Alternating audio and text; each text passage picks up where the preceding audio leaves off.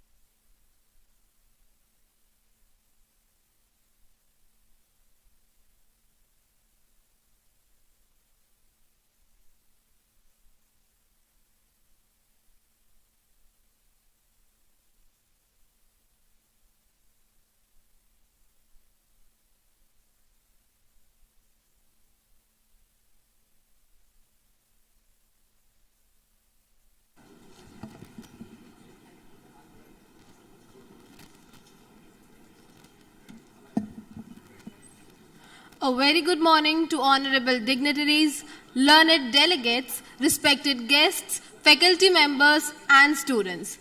I, Vanshita Vikram, welcome you all to today's plenary session. Before we begin with today's session, I would like to welcome respected Suresh V. Shenoy sir, President, Wheels Global Foundation, on the podium to give a brief account of the stakeholders associated with the 7th Ideal Village Conference. Please, sir.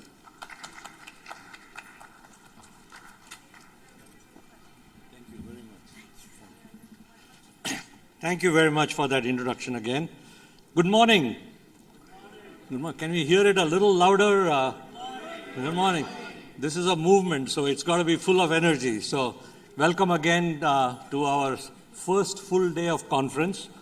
And we are really excited that we actually have 1,000 people registered, as I understand it.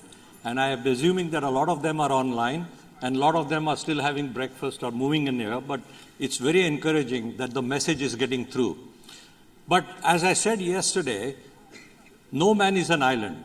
We all work collaboratively, and there are some very important people that I have to recognize and introduce so that you know who's doing the actual work. So I'm going to request my colleagues from the Wheels board and Wheels team to the stage one by one, and you will hear one or two words from a few people in the group. So first I would like to, I don't know if Kannan is already in the audience, I can't see. Kannan? So let me first introduce Yogesh Andle, who is on the board of Wheels Global Foundation in India. Please come on stage, please. I'd like to invite Bindu Kansupada, Dr. Kansupada. He's also on our Health Council. Yogesh is also running the Water Council. Ratan Agarwal, who's on the board, and he's Vice President and President in waiting.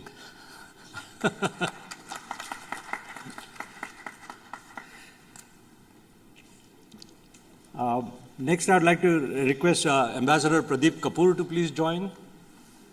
Is he here? I'll give a brief introduction to each of them as they come up. Yogesh is a very successful entrepreneur, lives in Delhi. Ratan is also running another NGO called Carbon Group in New Jersey. And Binduji is a doctor. He's very committed to mental health issues and has done phenomenal work in that space. Next, I'd like to invite a dear friend, a founder, and a mentor to everyone, Hiten Ghosh. You all saw him yesterday. Hiten is the spirit behind all of us. He's been a champion of Wheels and Pan IIT from the get-go, and his enthusiasm and commitment is second to none. So Hitendi.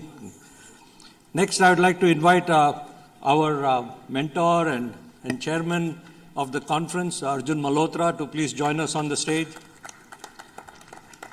Arjun needs no introduction. He is among the founders of HCL, one of our sponsors, He's also the founder of Magic Pathshala, and he's doing phenomenal work in the healthcare space, also in telemedicine, working with someone I'm going to introduce soon. So Arjun, thank you very much for your leadership.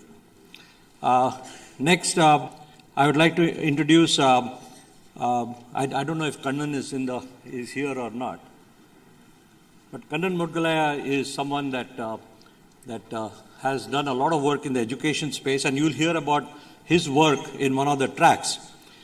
Next, I would like to just request a few people who have been associated with us so that we don't increase the work, the load out here, to please stand up and be recognized.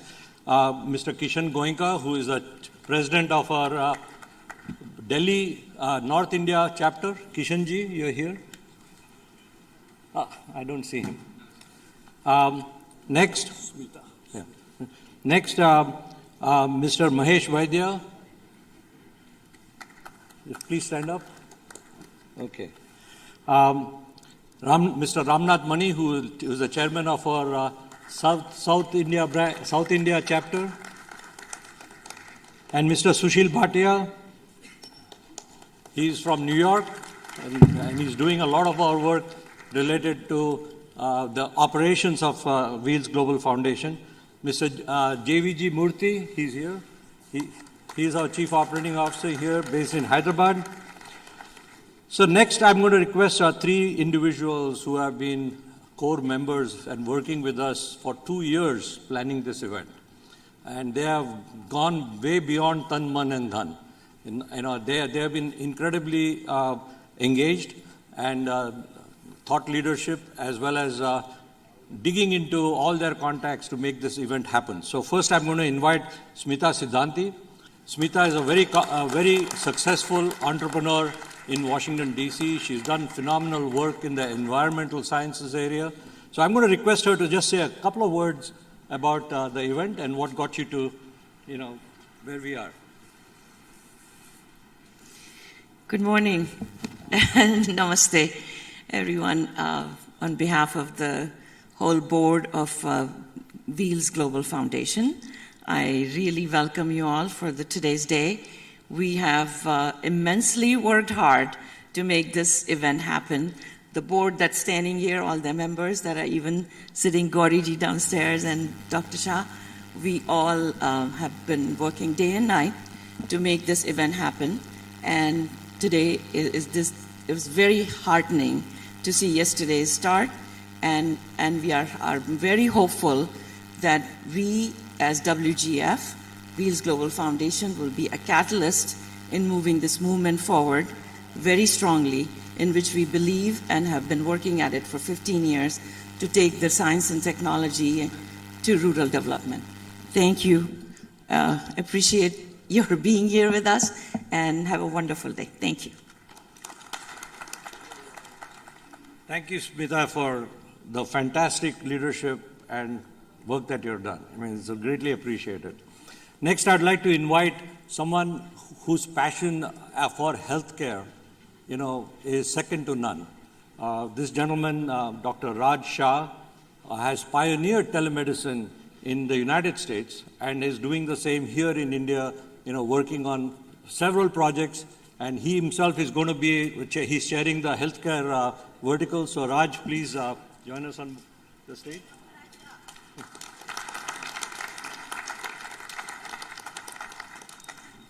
Thank you very much, Suresh.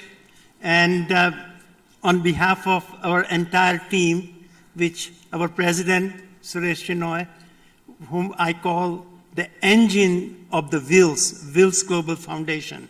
And without engine, the wheels can't roll. So he's incredible, and he has given opportunity to all of us to really engage. And one thing which is unique about Wheels Global, we have many institutions who produce thought leaders, give the advices, ye karo, ye karo, ye karo, ye karna chahiye, iski zarurat hai. But Wheels is one of the few organizations, not only it has all the thought leaders, they have great ideas, but they also execute. And they execute using their own money. We do not take any salary. we do not take any compensation. There is nothing in for us. Its only passion is to give. And the reason we want to, thank you. And the reason we want to give, I don't think we are obliging. I think the reason we are doing, because we have received IIT, which is Indian Institute of Technology, greatly financed and supported by Indian taxpayers. Likewise, government medical schools, where I graduated, greatly financed by Indian taxpayers. It's that education which made us successful. So here we are to give back for what we have received.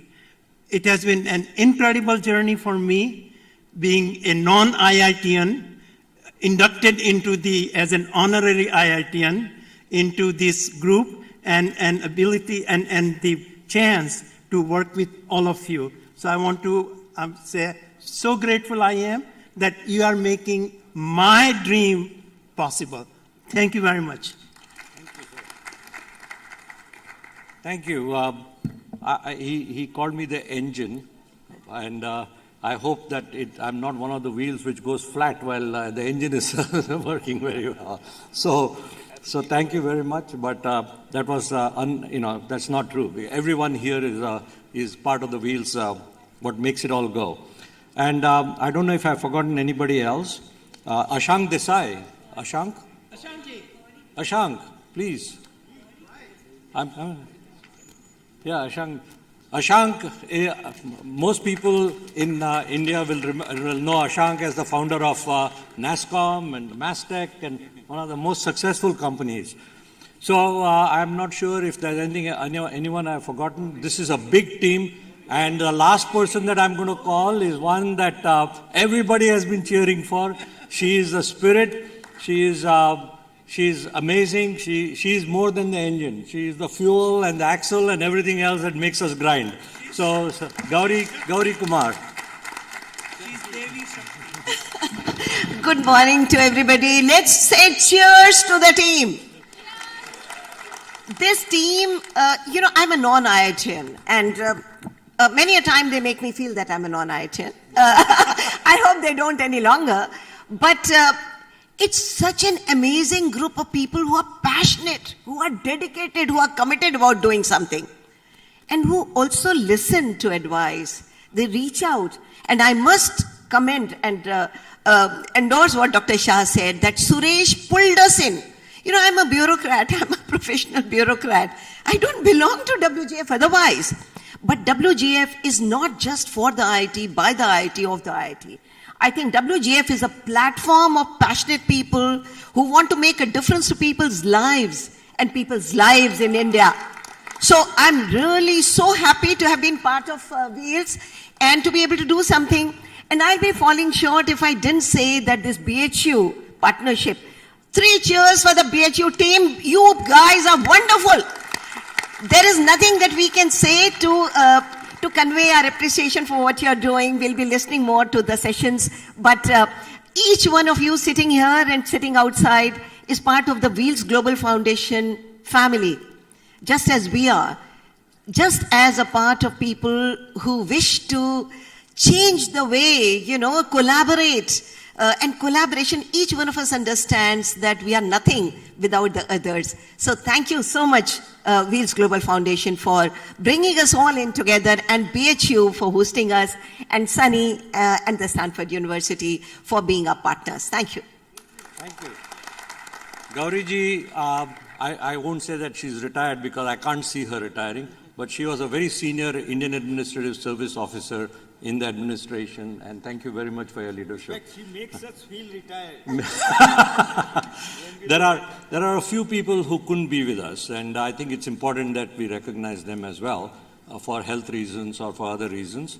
Indrajit Chatterjee, who is in Bangalore, has led he's our Dada from IIT Kharagpur, and he's been a great leader for the energy sector. He's pulled together a phenomenal team.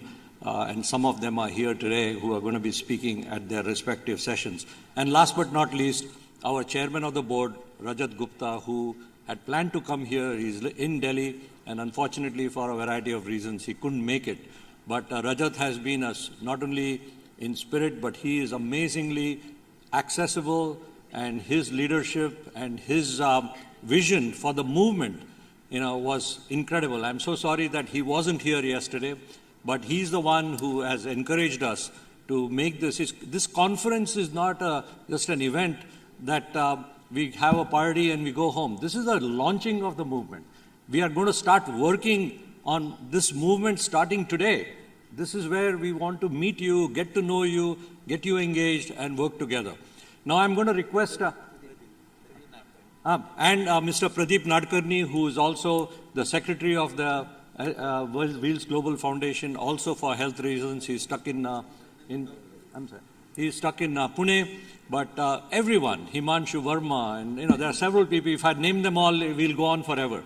So thank you very much again for recognizing this. I'm going to request Sujit ji to please come and give each one a shawl. Sujit has been the latest member of Wheels Global Foundation. And then I will request Sunny Anand from Stanford to introduce our keynote speaker today. So.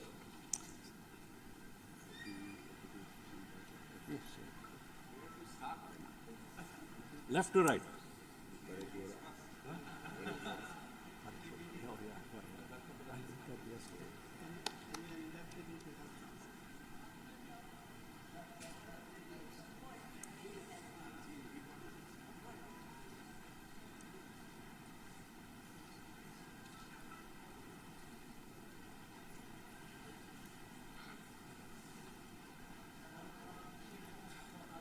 So while he is doing that, there's one other person who has been a member, not only has been a member, but has been a driver for our joint venture with Nishwarth Foundation, Mr. Paresh Vora. Again, I introduced him yesterday. He's also, when he talks to me, he always says, remember that in Win Foundation, wheels is the first word. So he reminds me of that all the time. So thank you. May I have mentioned that?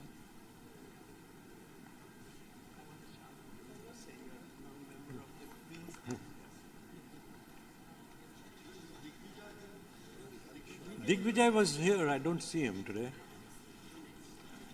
Digvijay Chowdhury he's the president of Wheels in India. I didn't see him in the audience. So Digvijay Chowdhury, unfortunately, is not here, but I'm sure he'll be joining us shortly. So. Yes, sir.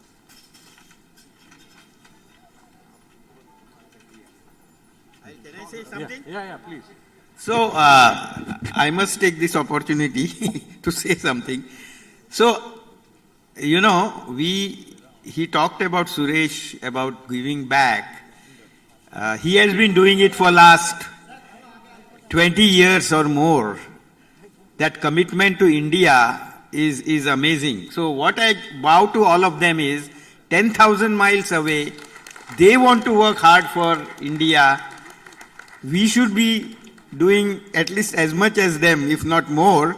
But that's an example they have all set. So I bow to all of you for all the great work you are doing from distance. It is very difficult and very easy to give excuses. It's not working, that is not working. They are not doing it. Thank you, Sean. Okay. So let's start the session. Yeah. Please.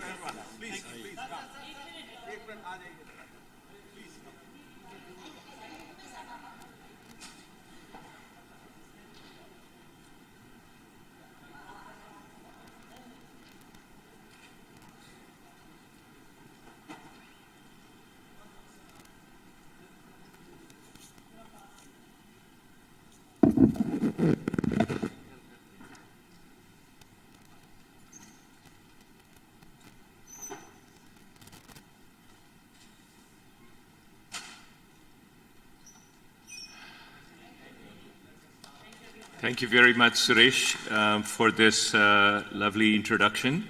And although we are running late, this was a very important part of the program. It is indeed my great privilege and honor to introduce our first plenary speaker for today's session. His name is Sadhguru Sri Madhusudan Sai. He heads he spearheads a unique global mission of service and spirituality. Can we put up the introductory slide, please? Yes. And the next slide. He spearheads a unique global mission of service and spirituality across 33 countries. Just since 2011, Sri Madhusudan Sai has established institutes of excellence which bring respite to thousands of underprivileged and needy children through free healthcare, free education, and free nutrition. These are the core aspects of nation building. Today, 7 specialty hospitals in India, 4 hospitals abroad in Fiji Islands, in Sri Lanka, in Nigeria, are providing free health care. And there are 37 educational institutions across 27 campuses, a university in Karnataka that services all of South India, and 3 institutions in Laos, Nigeria, and Australia that are providing values-based education to over 5,000 boys and girls. Can we have the next slide, please? To everyone. Oh, no, this is, hold. So there was a summary slide, but we can go back to the previous one. Thank you. He's also been the inspiration for the morning nutrition program that nourishes over 10 lakh school-going children and lakhs of mothers during their pregnancy and lactation periods. All of these services are given absolutely free of cost, without any discrimination. In fact, children from 17 countries across the world have had their heart defects repaired and have received, advanced cardiac medical and surgical care completely free of cost. In addition, there are 12 centers for human development in 11 countries that have been established, working towards the welfare and well-being of all of us as one global family. Sri Madhusudan Sai believes strongly that children are the future of the world, and he is dedicated to uplifting those who need help, uplifting the entire country and the world, because he feels that we are all one connected family, one world, one family. Thank you very much. We will share his plenary talk in the next slide. Thank you. To everyone, on behalf of the university that we have and the hospitals, I would like to congratulate and convey our best wishes and gratitude for the opportunity to speak on this 7th Ideal Village Conference, which is being held at Banaras in the university in association with Stanford, as well as Wheels Global Foundation and PAN IIT alumni. I personally felt that this was a great opportunity to connect like-minded people for the betterment of rural societies. And personally, I would like to thank and appreciate the efforts of the co-chairs, Dr. Sani Anand and Sundar Kamath, as well as Professor Sudhir Jain, the Vice Chancellor of Banaras Hindu University, for this wonderful event. Today's plenary session is about healthcare and nutrition, and this is an area that is very close to my heart individually, as well as one of the most important areas for social development. And this is where, as an organization, we are present in several states of the country, over 25 states and over 3 union territories. We work in the field of nutrition, and also across 7 to 8 states we work in the field of healthcare, rural areas especially. If you look at India as a country, it is the country of villages. And where it is said that India lives in its villages, it was true 75 years ago, and it equally holds true even today. As we all know, 65 to 70% Indians are located in rural geographies, And that is where all the need, all the requirements are. They are the ones who engage themselves in most of the rural economy, which contributes to almost 15 to 16% of our gross value add or GDP. But per capita income of every individual in the rural economy is far lower than those who work in the industry or in the services sector. It's almost 1:3:5. It means an agriculturist or a person engaged in some kind of a rural economy, 1/5 of somebody who is well educated and placed in a services sector or industry, 1/3 of what one earns in a regular industry, in a manufacturing kind of setup. So the first problem in the rural economy is that their income levels are very low, and therefore they cannot spend on certain essentials of life like good nutrition and good education and good health care. These sectors are those which are to be looked after by the government largely under various social welfare schemes. But being such a populous country, it is very difficult to cater to everyone in the rural geography. For instance, in the healthcare side, the WHO standard says that for every 1,000 patients, there should be one doctor, at least a general physician. And for every 300 patients, there should be one nurse. Whereas if you look at rural India, I'm not talking about India in averages because that's not the real picture.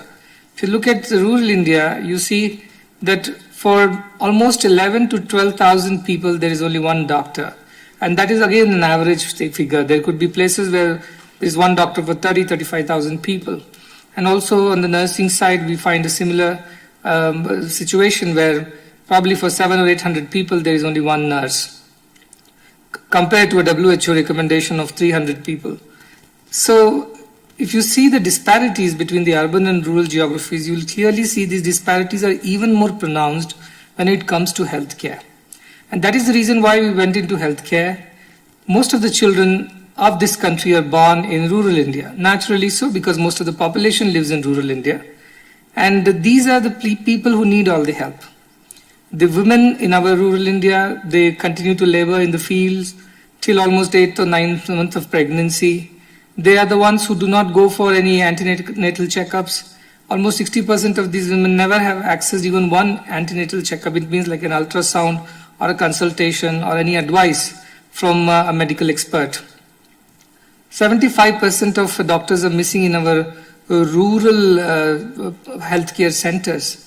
And therefore, there is no possibility of these women accessing proper advice or proper education, nutrition or medication or even checkup. So from all these points of view, if you look at the maternal and child health care is one of the most important sectors in rural India. And that's where we are trying to work.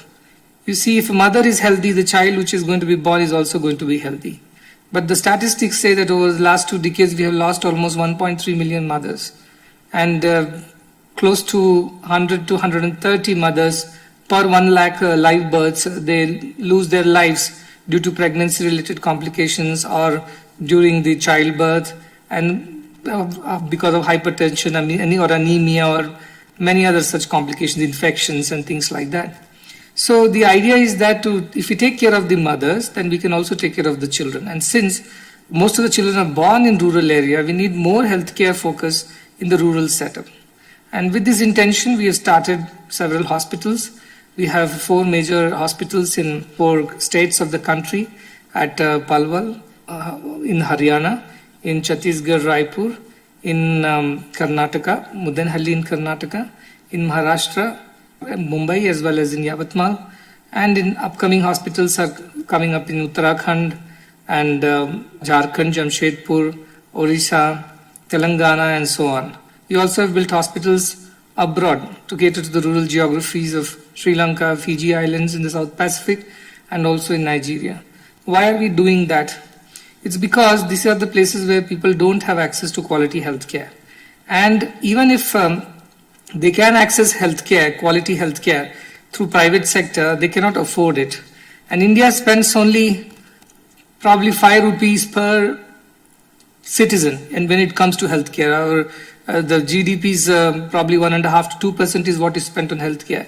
Whereas we are a country which is fast growing. Our population increases 2.5 to 3 crore people every year.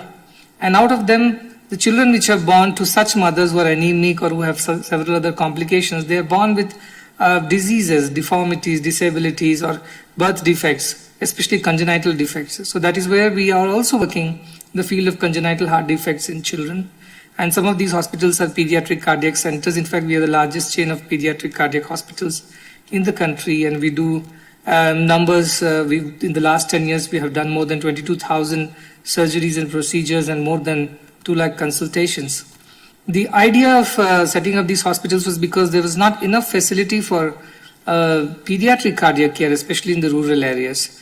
Most of the hospitals are situated in the southern Indian peninsula, and in 60 plus centers, not more than 25,000 cases can be done in a year, whereas more than 250,000 children are born with congenital heart defects, like a hole in the heart or the valve misfunction or issues with their arteries and things like that. But they have nowhere to go because these operations cost a lot in private sector, in anything between 3 to 5 lakhs or even more depending on the complication.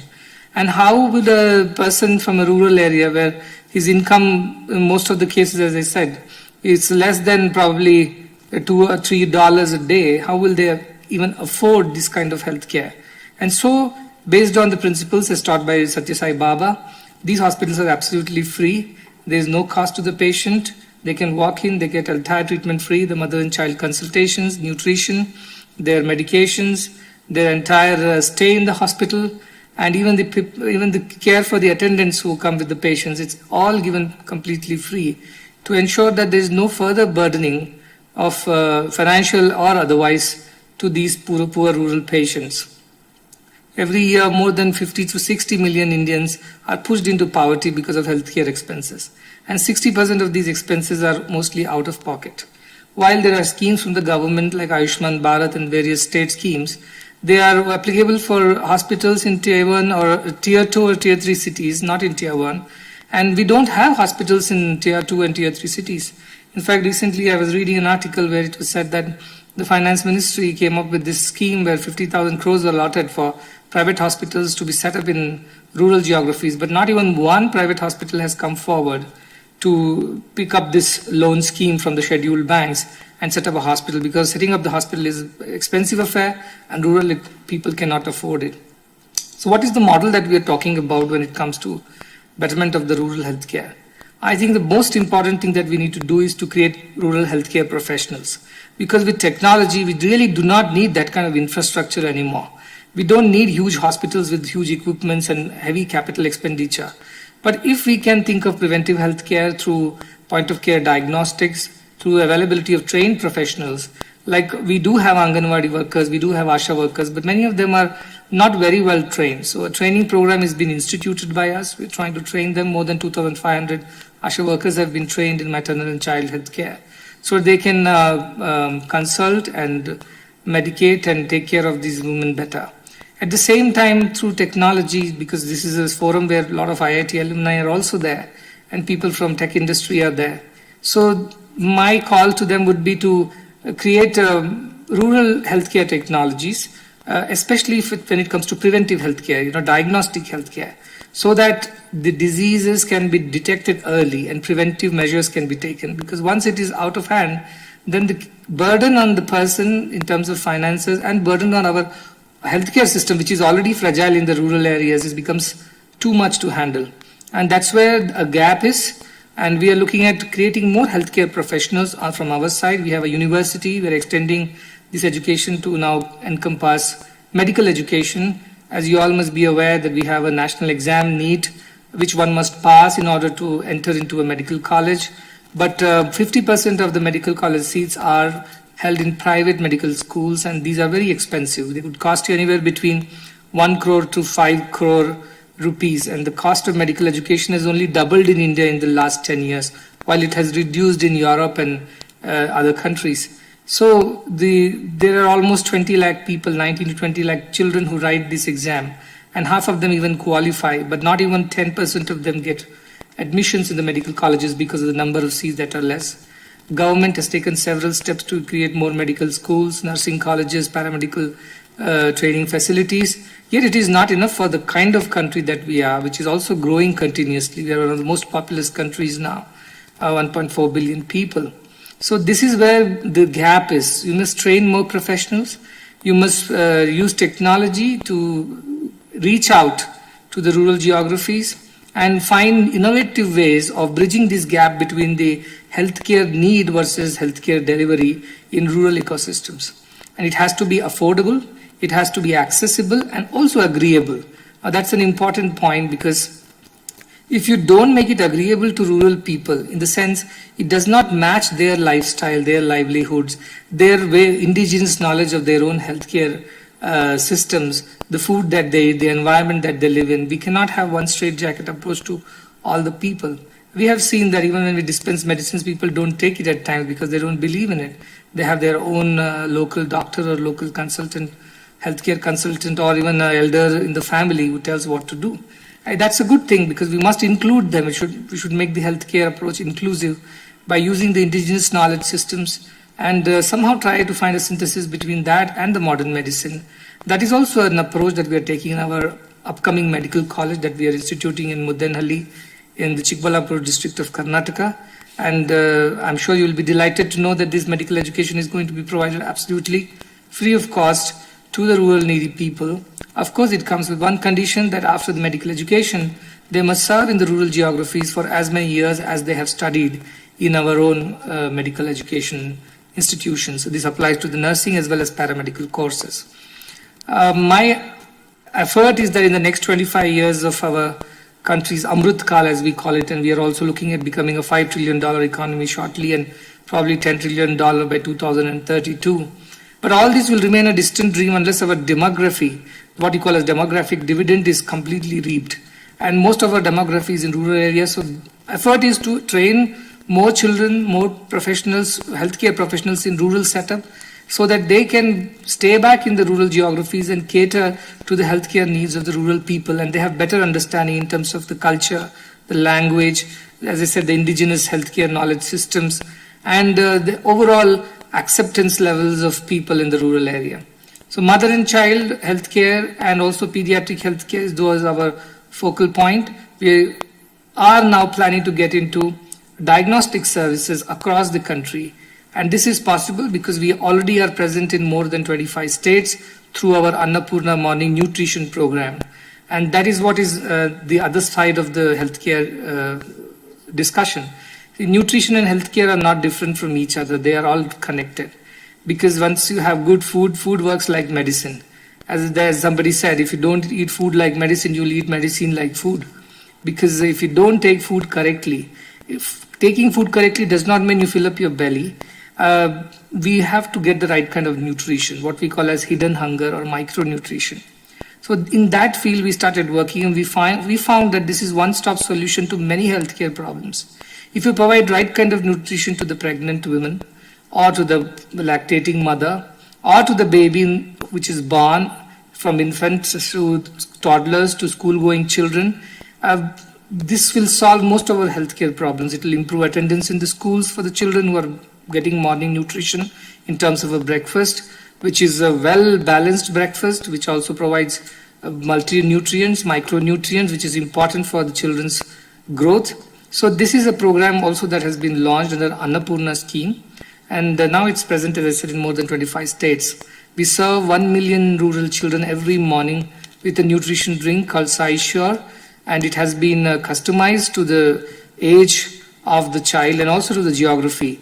For instance, this program includes ragi and other millets in certain areas where that is the natural staple food. So it goes with the biological system of the person. Whereas in certain other areas, we also are looking at giving it wheat-based or malt-based. So there are various kinds of formulations which have been done very scientifically and approved by the food authorities to ensure that the micronutrients reach the rural children. Now we are serving almost 1 million children across 11,000 government schools with the help of almost 6,500 volunteers who are teachers of the schools as well as our NGO volunteers. And all these people together are taking care of 1 million children, and our hope is to grow and cover at least 2 million children by 2025. need is much more. In India alone, almost 37 million children are malnourished, and almost 0.8 million children, that is 8 lakh children, die every year under 5 death. This is because of malnutrition. You can imagine a country which is agricultural economy, where 68% of the population is engaged in agriculture. That country also faces a crisis of nutrition. So we have food, but we do not have nutrition. And that is important, and that problem is again a gap area which is being solved.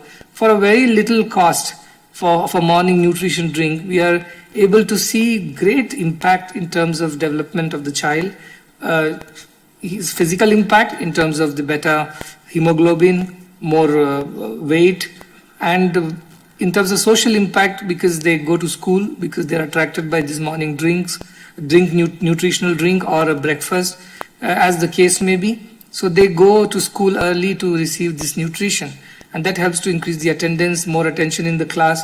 So you see, this one solution of nutrition is solving many problems. It is making the education budget work better. It is making the healthcare budget, as I said, work better or more efficient, because you are solving many problems by nutrition, giving nutrition. Unfortunately, in India, so far, we do not have a national program which covers morning nutrition needs for children of the school, especially government schools. In recent policy, national education policy, there has been a mention of providing some kind of nutrition to Anganwadi as well as primary school children, but it does not cover the entire gamut of all the classes. And I must point out that the nutrition in girls, especially those who are adolescent, is even worse, because they are going through a growth phase, and they have menstrual cycles, they lose a lot of blood and a lot of iron, and that is not replenished by the food that they eat. Now, these are the girls which are going to become mothers in the future, and therefore we came up with a special formulation in SciSure, which is an innovation for adolescent girls, so that they get the right kind of nutrition, and when they grow into women who are going to conceive babies, they are healthy women who are going to produce healthy babies, and that itself will solve most of our country's problems.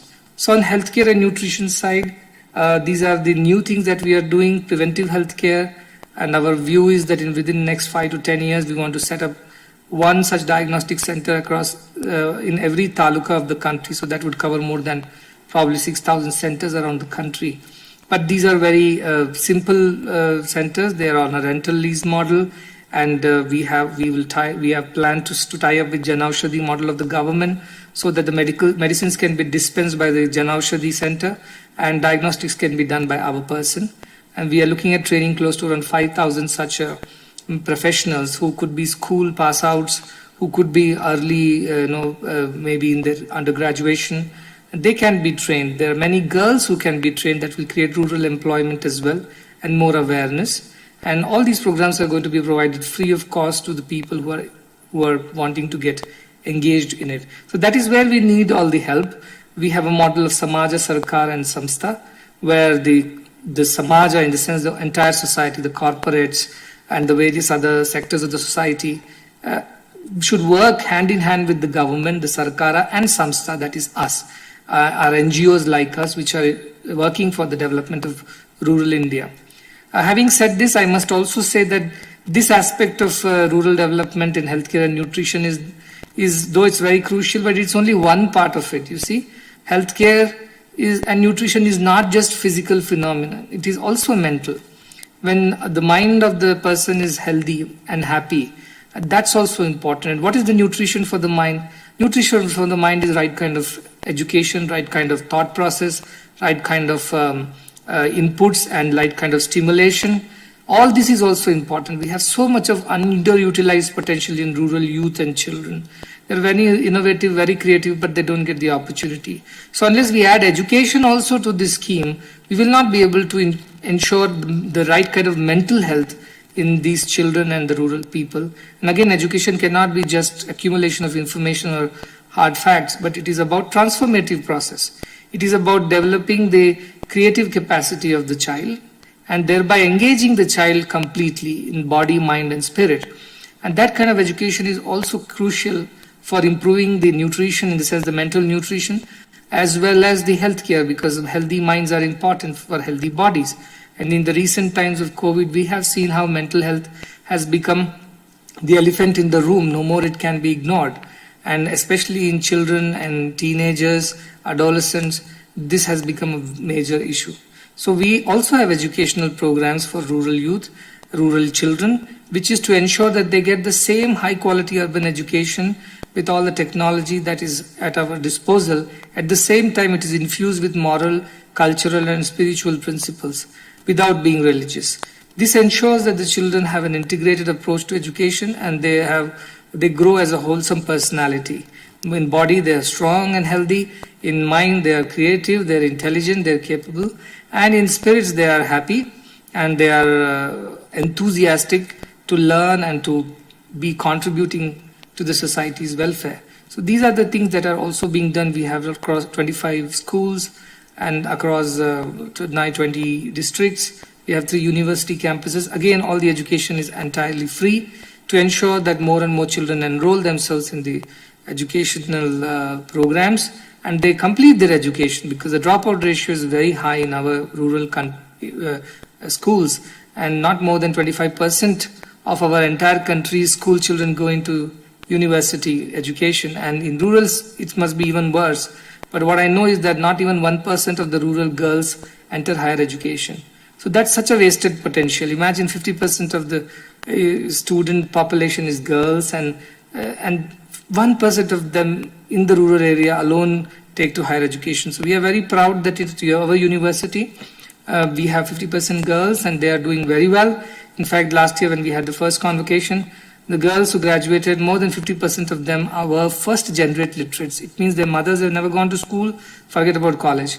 Their fathers have not gone to school, forget about a higher education.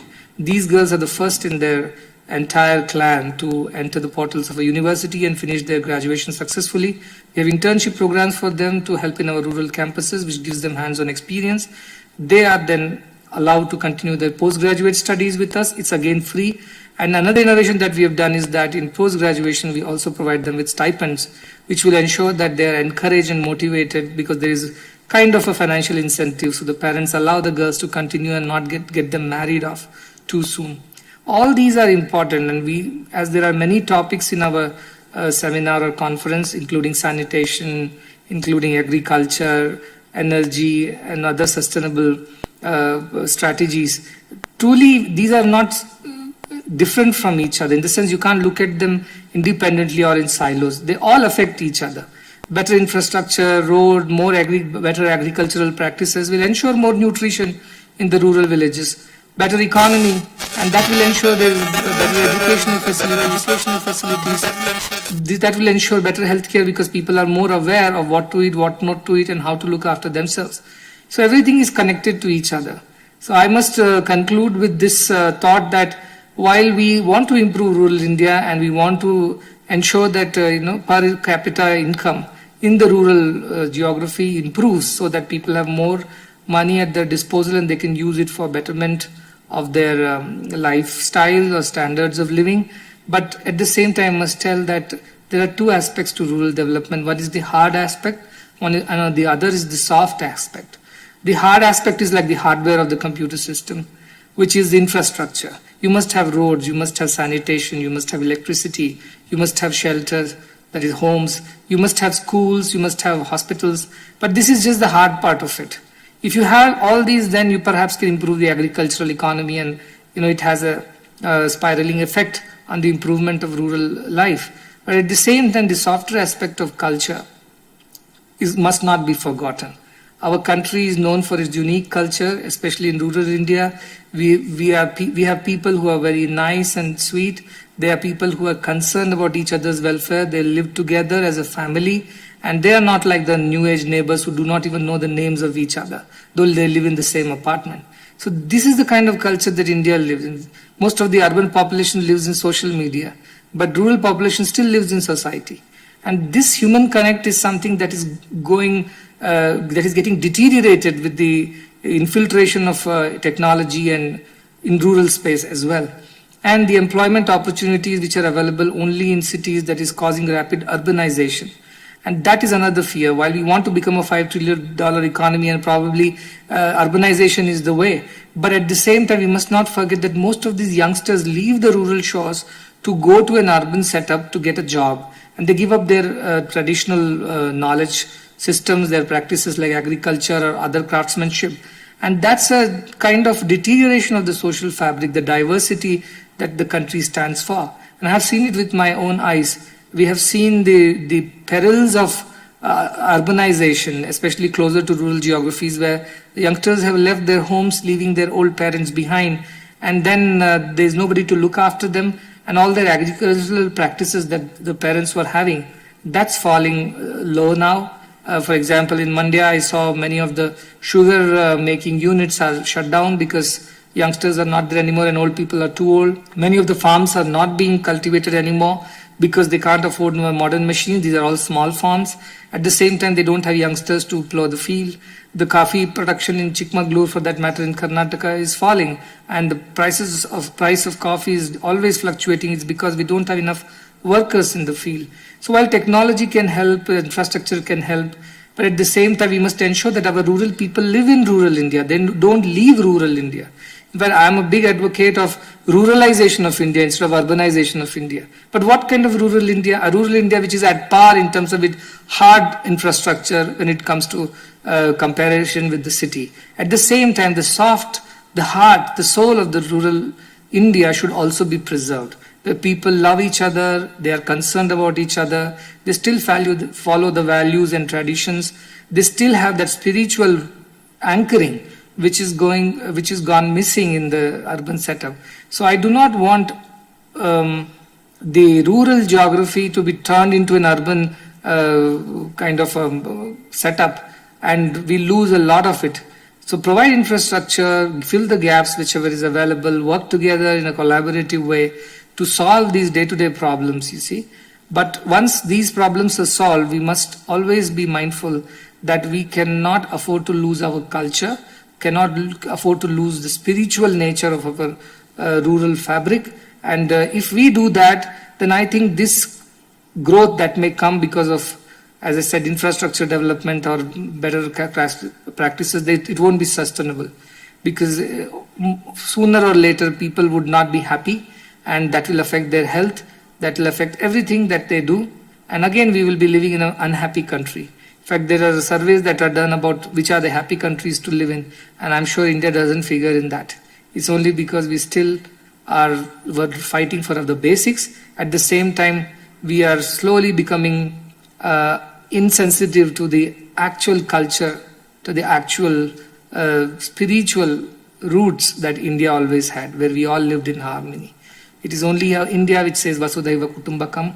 We are all a family. The whole world is one family. That's our motto: one world, one family. And our rural families need our help. So as people who are educated, it's now our responsibility to educate those who can't afford it. As people who are healthy, it's our responsibility to ensure that somebody who needs healthcare is provided in affordable or accessible way. If we are sheltered, we have clothes on our body, we must ensure that somebody who does not have is also given this. And in this way, we will create a better world, a better India, a better rural India. And I look forward to working with all of you in all these fields to improve healthcare and nutrition in rural India, apart from other social sectors like agriculture, education, infrastructure, and so on.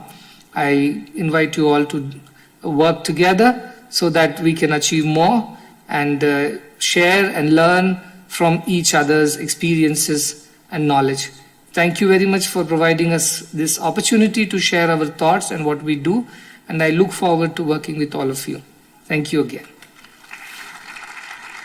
Nutrition.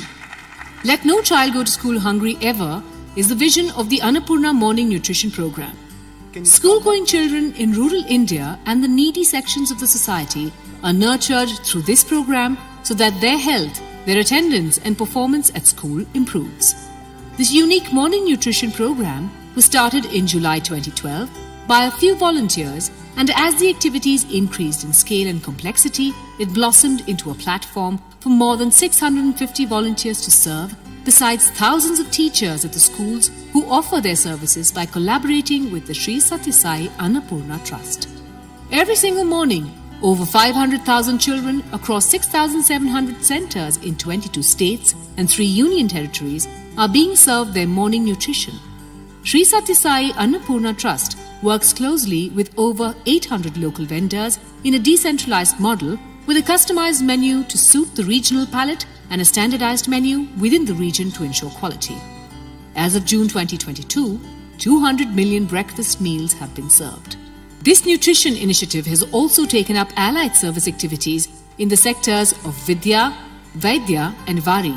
Vidya supported the education of 200 needy children through the Each One Educate One Foundation. Vaidya conducted health screening for about 85,000 children so far and 8,000 expectant.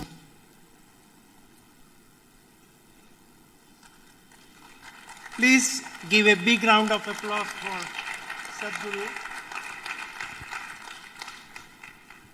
As a co-chair of Health Tech sector, Sunny and I, we were unanimous in choosing who would be our plenary session speaker. I had heard Sadhguru twice, and he's putting healthcare, all aspects of healthcare, so much together in the most comprehensive way, I could not think of anything else or any other person who would be more fitting when we are talking about rural transformation and healthcare being one of the most important. So please give a big round of applause to Sadhguru for such a amazing and phenomenal program that he has put together, executing it, and we look forward to working with him. Thank you.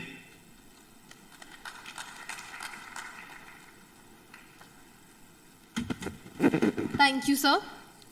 Moving forward to the second section of this plenary session, that is water and sanitation, I extend a warm welcome to Srimati Gauri Kumar ma'am, former Secretary, Government of India, Chair of Wheels Water Council and Advisor of Wheels Global Foundation. Ma'am has served in diverse ministries and departments of the government across social, industry and finance sectors in her career spanning over 4 decades. During her illustrious career, ma'am is credited with some transformational initiatives and has also led the Himachal Pradesh pilot project in her capacity as the chair of Wheels Water Council. We are extremely honored to have you with us, ma'am, today. And now I'd like to call ma'am on the podium to introduce our plenary speaker and take the session forward. Thank you. Thank you so much. It's my honor and privilege to introduce the Union Minister of Jal Shakti, Shri Gajendra Singh Shekhawat-ji. Entrepreneurial, inventive, amiable, compassionate, and energetic.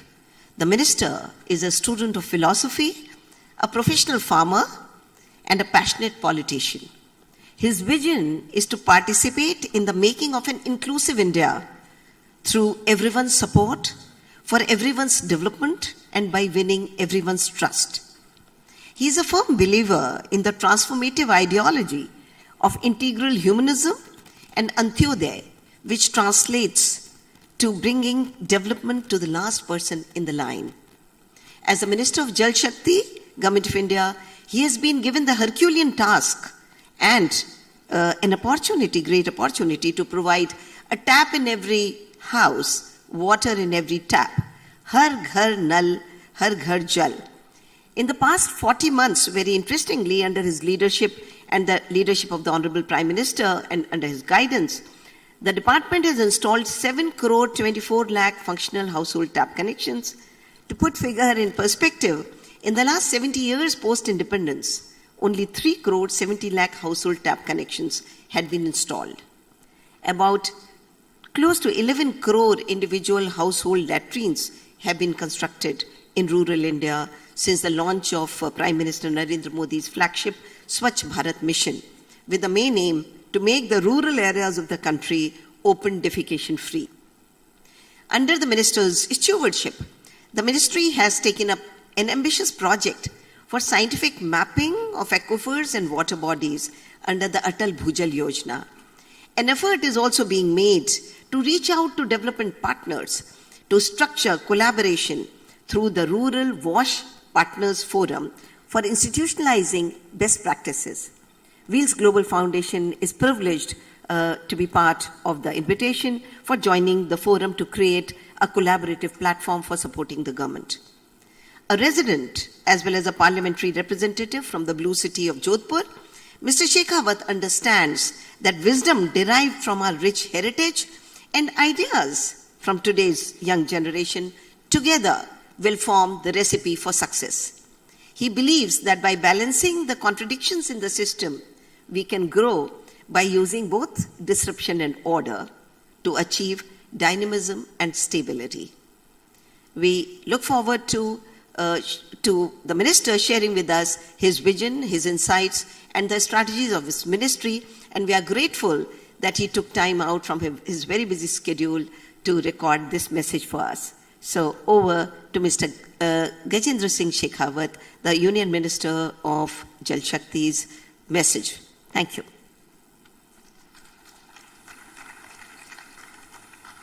नमस्कार। आज के इस भव्य और महत्वपूर्ण कार्यक्रम को अपनी गरिमामयी उपस्थिति से सुशोभित करने के लिए मैं आप सभी महानुभावों का हृदय की गहराइयों से स्वागत करता हूं। IMBHU के ऐतिहासिक परिसर में आयोजित हो रहा 7वां आदर्श ग्राम सम्मेलन 7th आइडियल विलेज कॉन्फ्रेंस अपने उद्देश्यों में देश दुनिया के विकासवादी सरोकारों को नए सिरे से रेखांकित करता है।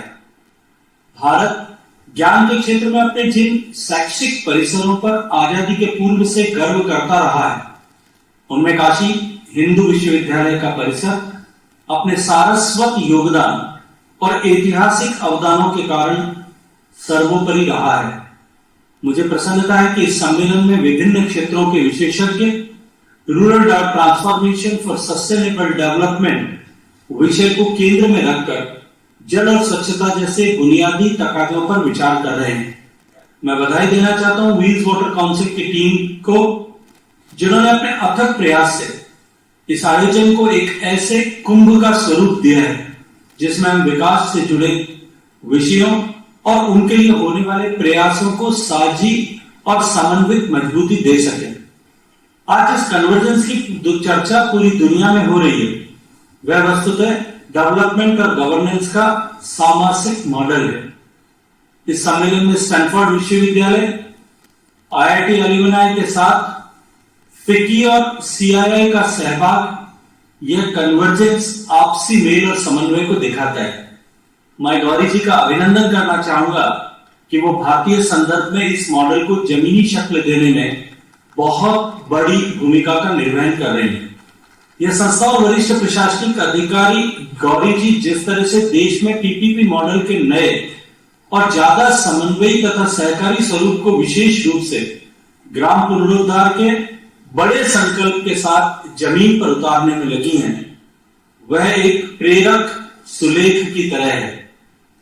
मित्रों, भारत आज सबका साथ, सबका विकास और सबका विश्वास की अवधारणा के साथ माननीय प्रधानमंत्री नरेंद्र मोदी जी के नेतृत्व में विकास और समृद्धि के जिस पथ पर अग्रसर हुआ है, इसमें मोदी जी की दूरदर्शिता और प्रतिबद्ध कार्यनीति का अक्षर योगदान है।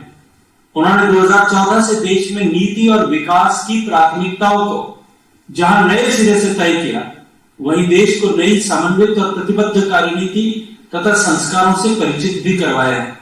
आदरणीय प्रधानमंत्री श्री नरेंद्र मोदी जी की दूरदर्शी सोच को हम उनके इस फैसले से समझ सकते हैं कि संयुक्त राष्ट्र संघ के संकल्पों को कार्यान्वित करने की दृष्टि से उन्होंने 2019 में all decisions of water under one rule concept को सार्थक करने के लिए जल शक्ति मंत्रालय का गठन किया।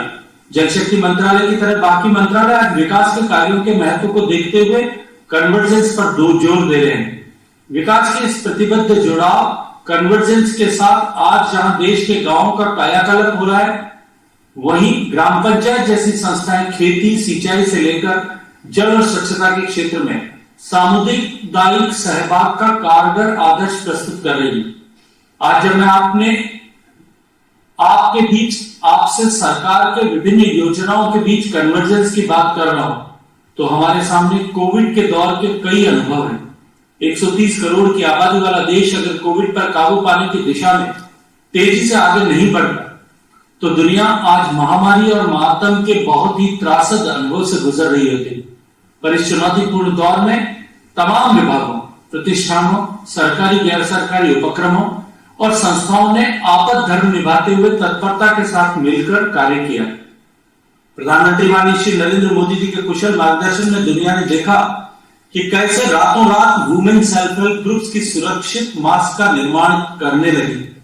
वहीं स्टील और यूरिया बनाने वाली कंपनियां ऑक्सीजन की आपूर्ति में जुट गई। इसी दिशा में आईआईटी जैसी बड़ी शिक्षा संस्थाएं भी जमीन पर उतरकर कार्य करने के लिए और लोगों की मदद करने के लिए आगे आई। हम सब के श्रद्धेय स्वर्गीय अरुण जेटली जी ने अपने पहले बजट भाषण में कन्वर्जेंस की महत्ता का उल्लेख किया था। उन्होंने कहा था कि हमारी सरकार के संचालन के सिद्धांतों में कन्वर्जेंस प्राथमिक है।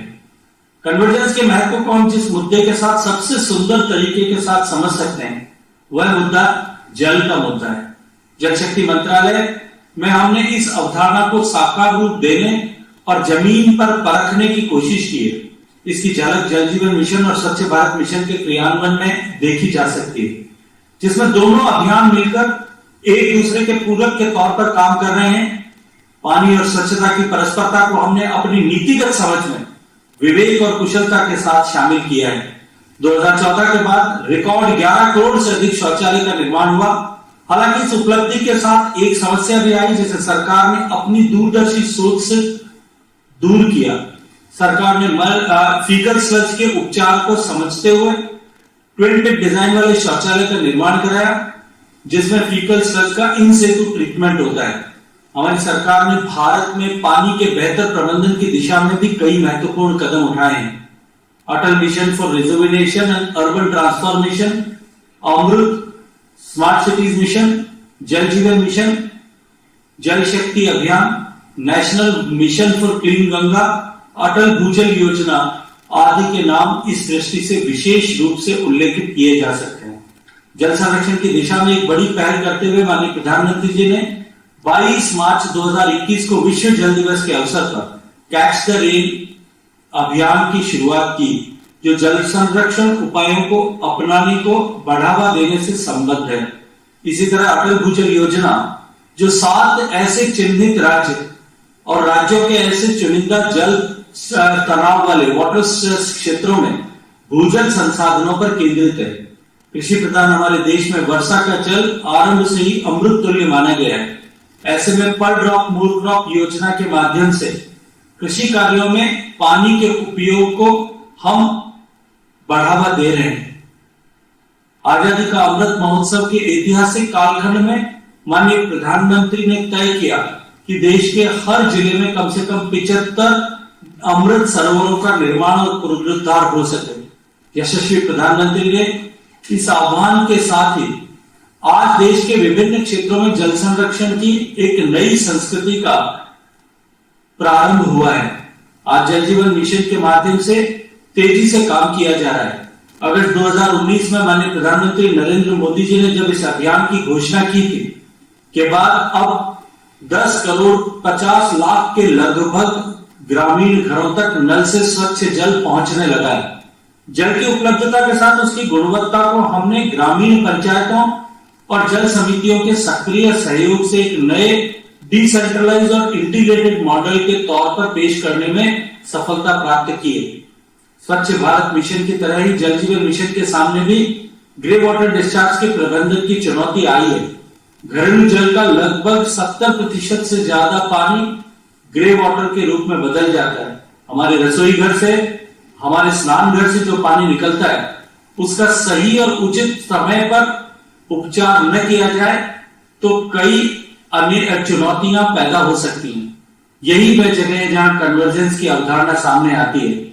मैं इस अवसर पर इस बात का उल्लेख विशेष रूप से करना चाहूंगा कि जल जीवन मिशन के तहत हर घर नल से जल पहुंचाने के कार्य के साथ समग्र स्वच्छता के लक्ष्य को भी जोड़ दिया गया है, जिससे ग्रे वाटर का उपचार पूरी तरह से संभव हुआ है। भारत में सुरक्षित पेयजल तक पहुंच बढ़ाने के माध्यम से बाल मृत्यु दर में संभावित कमी पर नोबेल लॉरेट माइकल कर्माकर के द्वारा किए गए एक अध्ययन का अनुमान है कि अगर जेजेएम इस मिशन में सफल होता है तो यह प्रतिवर्ष लगभग 1,36,000 ऐसे बालक जिनकी उम्र 5 वर्ष से कम है उनको उनकी मौतों को रोक सकेगा। मित्रों, हमारे दूरदर्शी पूर्व प्रधानमंत्री आदरणीय अटल बिहारी वाजपेयी जी ने देश में पानी के संकट को देखते हुए नदियों के जोड़ने का अद्भुत प्रकल्प सामने रखा था।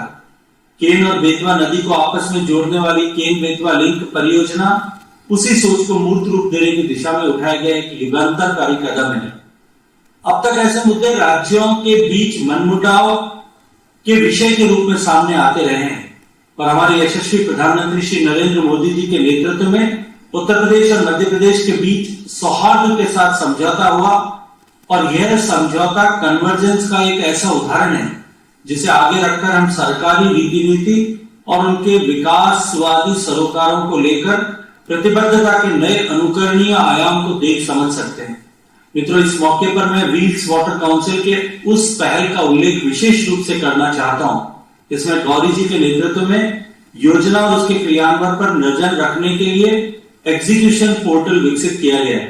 जल शक्ति मंत्रालय ने जल जीवन मिशन के लिए डैशबोर्ड का निर्माण भी किया है, पर इन दोनों में फर्क है। व्हील्स के पोर्टल जहां रियल टाइम एग्जीक्यूशन को सामने रखती है, वहीं जल शक्ति मंत्रालय का जेजेएम डैशबोर्ड योजनाओं के फलीभूत होने को सांख्यिकी रूप में रियल टाइम पर रिपोर्ट करता है। हम चाहेंगे कि आगे हम एक ऐसा समन्वित डैशबोर्ड बनाएं जिसमें ये समन्वित खूबियां हों, और मेरी समझ से ये भी एक कन्वर्जेंस का सुंदर उदाहरण होगा।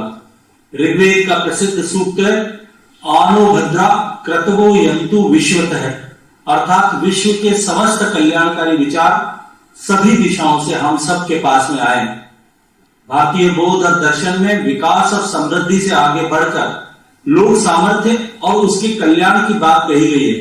मेरी कामना ही नहीं बल्कि मुझे इस बात का पूर्ण विश्वास है कि इस सम्मेलन से हमें व्यष्टि से समष्टि और विकास से कल्याण की तरफ बढ़ने में नई प्रेरणा मिलेगी। आप सब लोगों का विनम्र आभार, आप सब लोगों का अभिनंदन। भारत माता की जय।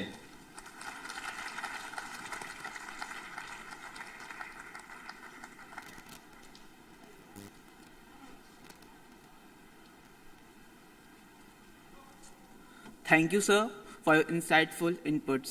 Now, I would like to extend a warm welcome to Sri Joe Fernandez, sir, co-founder IIT organization. After a successful career as a strategic consultant with McKinsey and Company, a startup investor with Angel Network, and a tech consultant with his own firm, Mukti Lifestyle, sir, in 2018, co-founded IITians for influencing India's transformation to scale impact. Sir, we are truly delighted to have you with us today. Now, I would like to call Joe Fernandez, sir, on the podium to introduce our plenary speaker and take a session forward.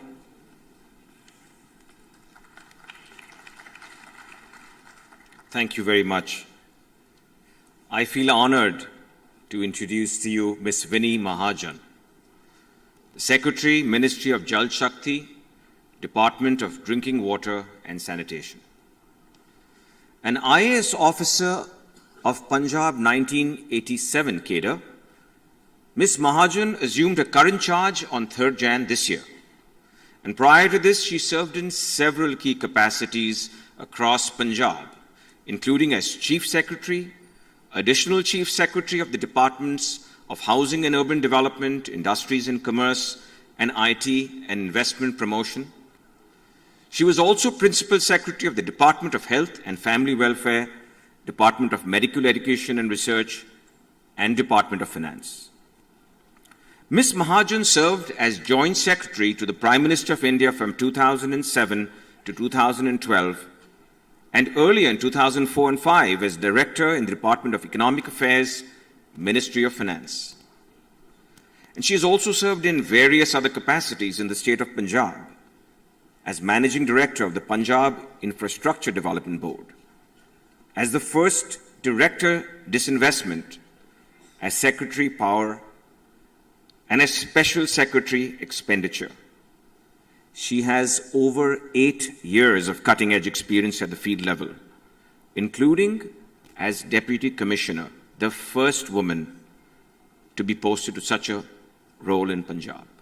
Let's hear for that. We just heard about how women are really taking charge, and we have Ms. Gauri here as well, and we have this example from Ms. Mahajan as well. She has received numerous academic awards, including the National Talent Search Scholarship, and is a Herbert Humphrey Fellow based at American University in Washington, D.C. She is truly a force of change in the Jal Shakti ministry and a strong believer in collaborative efforts and the importance of convergence, one of the key themes of this program. Let's now hear from Ms. Mahajan herself.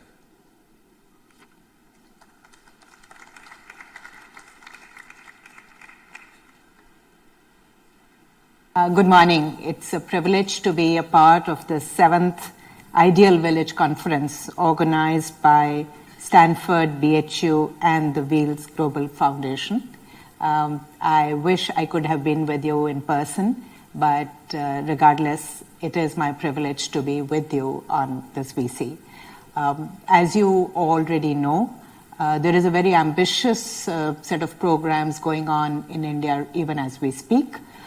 These are towards the achievement of the SDG 6, which talks about providing access to safe water and sanitation to all.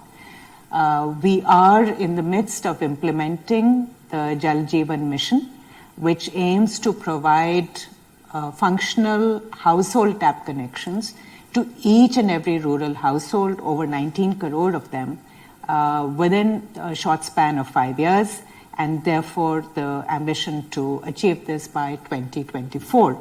And remember that we were at a starting base of less than 3.25 crores as on 15th August 2019, when the Prime Minister announced this mission from the ramparts of the Red Fort.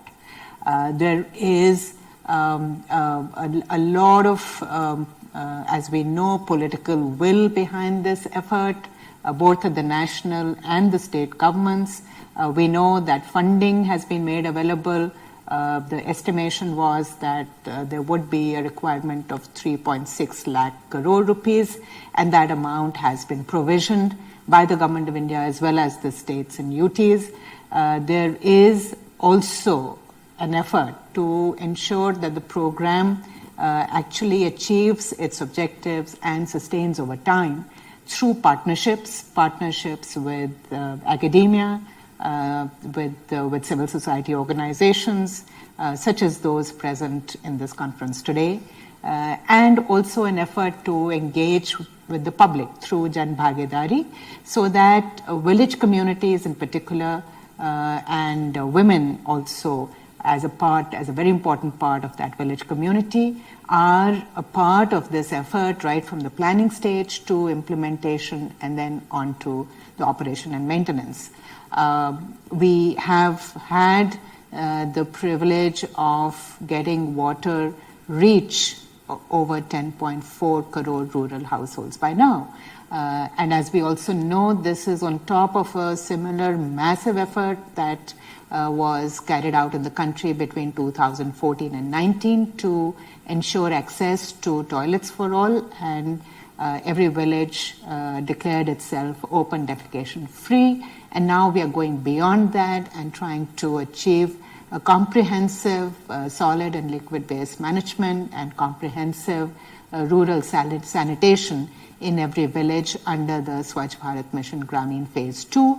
Similarly, showing high political will, high public spending as per requirement, availability of financial resources, and also building on partnerships and on Jan Bhagidari. Even as we make efforts to provide water through tap connections to every rural household, we are acutely conscious of the fact that that water must be of the appropriate quality, because we know the impact of clean drinking water on health, and in fact we have the finding of Professor Michael Kramer suggesting that global studies, including in India, have shown that the provision of clean drinking water alone can reduce infant mortality by as much as 25%.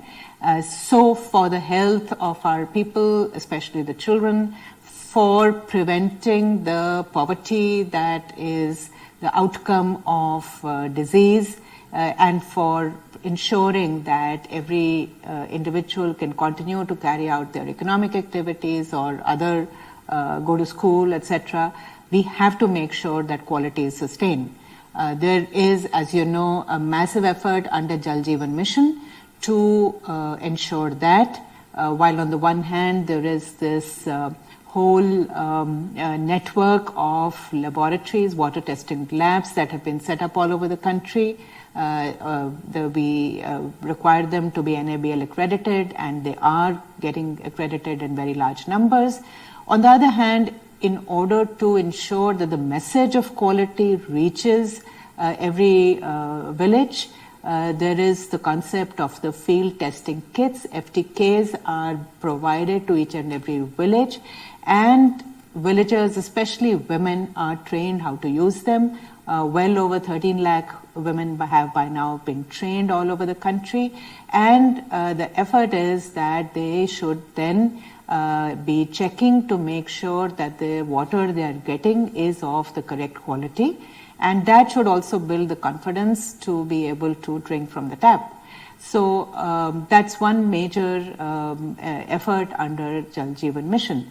And of course, going forward, the challenge will be to ensure that the assets that are created, and as we know, having spent 3.6 lakh crore, there will be very sizable assets created for the rural pipe water supply schemes. These assets must not only be seen as assets belonging to and for the community, they should also be operated and maintained by the community.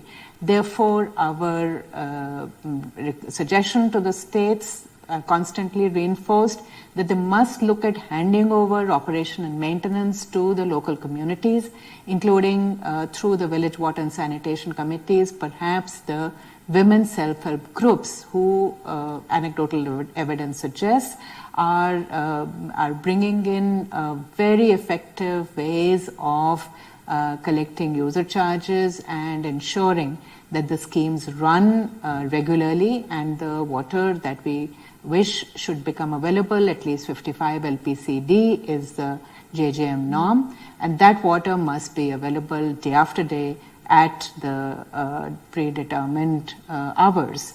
The other big challenge, of course, is to ensure sustainability. So we know that water is a very precious resource. We know that India, based on its share in the world's population, doesn't have a commensurate share in the water available for use. We know that there are very large demands that agriculture and other economic activities place, which are growing as the economy grows, as the population grows. And we have to therefore ensure that everywhere in the country, including and especially in the water-stressed areas, the water supply that is being provided, whether it is based on groundwater schemes or on surface water, those sources of water must be sustained over time.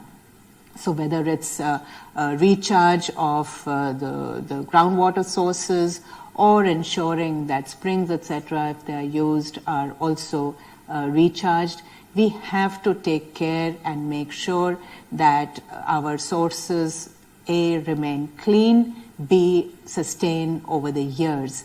And this to be done in a situation where we know that the whole climate change issue poses a very substantial risk. So ensuring resilience in the face of global warming, and making sure that we are able to live up to our promise to our people that we will be able to give them, we will give them potable drinking water of the quality, quantity, and regularity that they expect, and that we will continue to do so year after year. huge task, mammoth challenge, and we look forward to the support, the engagement of civil society and academia in making these a reality. So it couldn't be a more opportune moment for the ideal village to be discussed by a group such as yours. We believe that the active engagement of academia, knowledge partners, and civil society leadership will be critical for achieving the goals that we have set ourselves. And the work that you all are doing, I know Gauri ma'am has been putting in a lot of energy into working on spring rejuvenation in areas that need such efforts. And these localized solutions to problems that we are aware of, and we know that there could be very expensive, highly engineered solutions, but solutions that are locally possible, feasible, realistic, cost-effective, and owned by the community and sustained over time are really the kind of solutions we are looking for. So my compliments to the team, my gratitude to them for the great work they are doing. I hope that the work that you are doing here, Gauri ma'am, is going to reflect in a lot of other areas of the country as well. And we will see much more civil society leadership coming up and much more interest from academia going forward in order to make these ambitious efforts to achieve rural water and sanitation to every rural household a reality. Thank you. Good wishes for this conference. हर घर जल जल Jeevan mission. Thank you, ma'am. I would now like to call upon Professor Ranjan Ghosh, sir, from IIM Ahmedabad to present the vote of thanks. I would like to extend a very grateful vote of thanks to the speakers for this session, Honorable Minister Mr. Gajendra Singh Shekhawat, and Secretary Department of Water, Ms. Vinny Mahajan, for their excellent, very crisp and very directive views on how water and sanitation are core to our development goals. And thank you very much, both the speakers, for taking out the time and sharing your message with us. Thank you very much. Thank you, sir. For the last section of this plenary session, that is Sustainable Agriculture and Farming, I would request Dr. Sanjeev Behra sir, Head of Information, Education and Communication Division at ADO, to welcome our plenary speakers, Shri L. Prabhakar sir, Executive Vice President and Head Social Investments at ITC, and Dr. Babu UV, the Head of Research and Development at Himalaya Wellness Company, with bouquet, shawl and memento.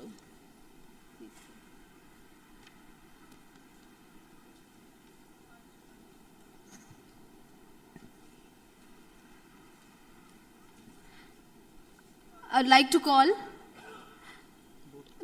Shri L. Prabhakar sir and Dr. Babu UV sir.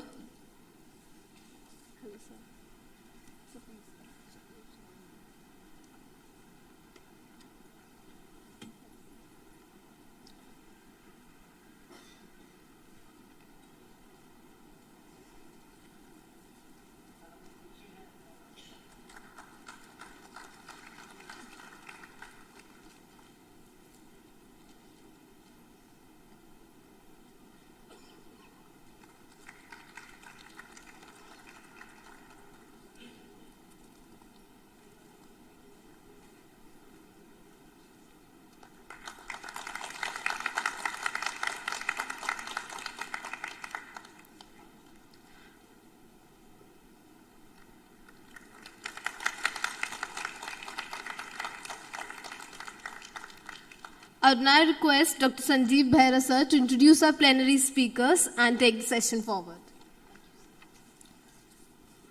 Good morning, everybody. It's my pleasure here to be here and welcome the distinguished speaker for this plenary session on sustainable agriculture and farming.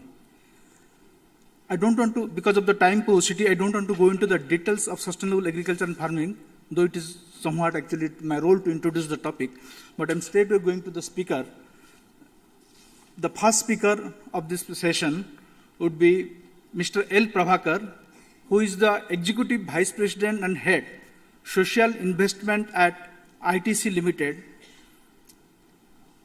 And as the Vice President and Head of the Social Investment at ITC Limited, he oversees all social interventions of ITC focused on enhancing social and environmental capital that includes areas like natural resource management, sustainable climate smart agriculture, social forestry, waste management, scaling, education, livelihood, health, nutrition, and sanitation. And of course, women's empowerment.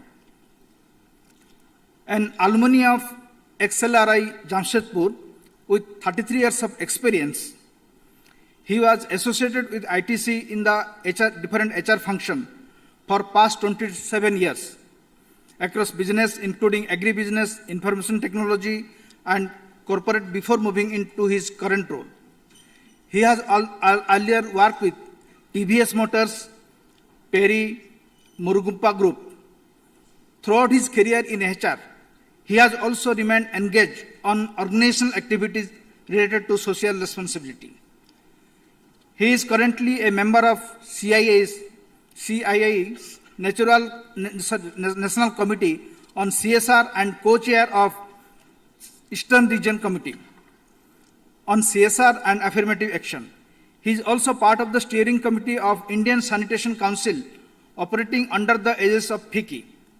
He has been actively associated and held position of responsibility with National HRD Network and various Hyderabad Management Association, Global Compact Network, India. In this session, he is going to share ITC's approach to agriculture both from a business context as well as the larger farming context. Some of the crucial aspects which are going to be highlighted involves how agriculture is of strategic significance to ITC, what are the approaches involved in it, and will illustrate the different elements involved. I'm not going to the details what he's going to speak, and going next to introduce the second speaker of the panel, Dr. U.B. Babu, who heads the R&D of Himalaya Wellness Company, Bangalore.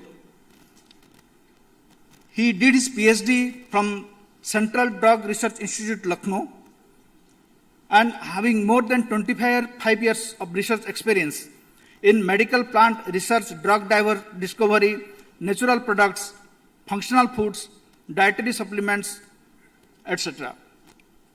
His research areas primarily includes hepatitis, cancer, immunology, diabetes, and anti-aging. He and his team have researched more than 1,000 medicinal plants. He is involved in backward integration and supply chain of medicinal plants.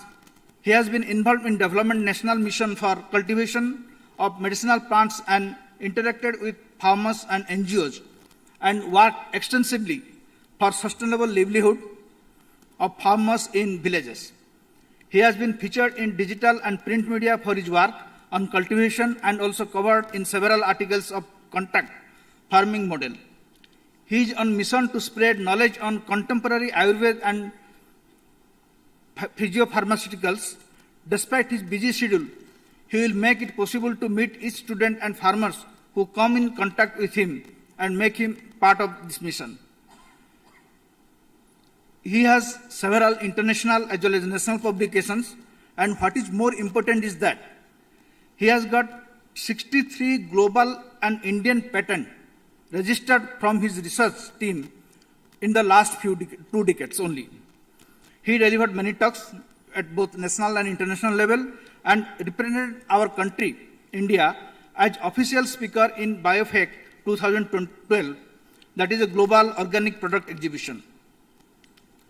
Here actually he is going to speak more specifically on how his organization actually going to look after the sustainable supply chain model involves in cultivation of medicinal herbs by involving thousands of farmers across the country through contract farming. His team of agriculture scientists met several scale and medium scale farmers with special support to women farmers and enrolled them for contract farming of medicinal herbs. And also he is going to share some of the successful stories relating to their company.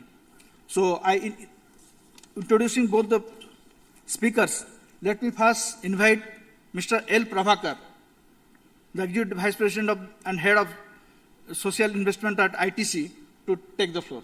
Thank you, sir. Please.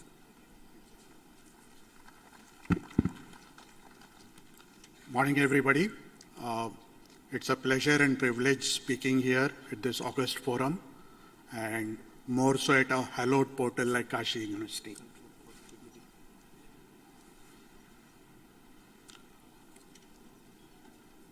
I represent the social investments team of ITC, and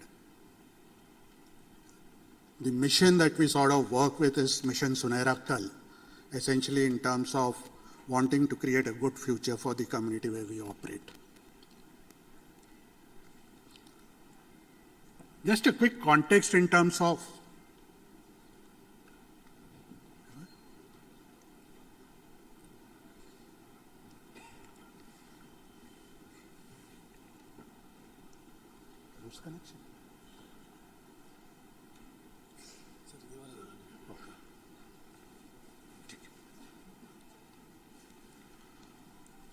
how the whole thing fits into the larger context. Our purpose really is to empower rural communities and ecosystem, where we are looking at what we can do for today and what we need to do for tomorrow. And this in turn aligns with the larger, broader Sustainability 2.0 agenda of the company, where we have spoken specific targets, whether it's in terms of climate, in terms of water, in terms of emissions. And this in turn flows with the larger ethos of the organization, where we talk of responsible competitiveness. And what we mean by responsible competitiveness here is, can you create business models which not only add economic value, but also enhance social capital and environmental capital? And our own experience suggests that you can have models which deliver on all the three capitals. This is just a result where we are carbon positive for almost last 16 years, water positive for 19 years, solid waste positive for 14 years, 41% of our energy from renewable sources. Last year we became plastic neutral, and e-Chopal, which was one of the well-known interventions in terms of impacting Indian agriculture, again was part of this responsible competitiveness ethos. The way we look at, and we've been talking of convergence since morning, for any intervention to sustain, and this is our firm belief, that there has to be convergence between the organizational agenda, national priorities, and more importantly, the community priorities. And in ITC, the way we go about identifying the community priorities is what we call as a core area perspective plan, which we do once in 5 years, and revisit every 5 years in terms of a strategic shift, but validate on an yearly basis in terms of our engagements. And it is this integrated and convergence approach which also needs to be facilitated by aspects like capacity, digital, etc., to ensure that they are sustained.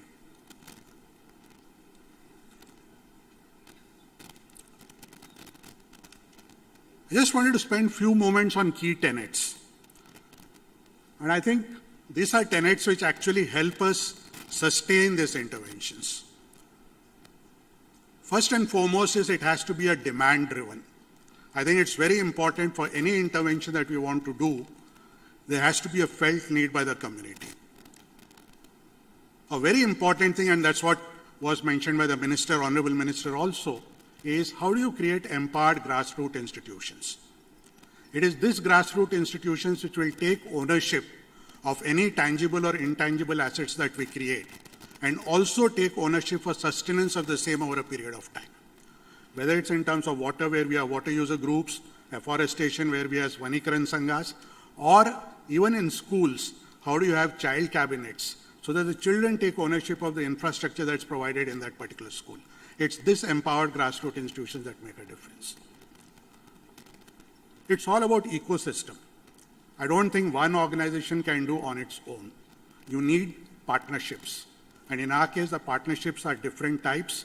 We have the government partnerships, which is part of public-private partnerships. Close to about 84 partnerships we have at the state and central governments. Knowledge partnerships, whether it's institutes like CGIAR, IWMI, IUCN, or the local agriculture universities or Krishi Vikas Kendras. Equally important to have implementation partners on ground.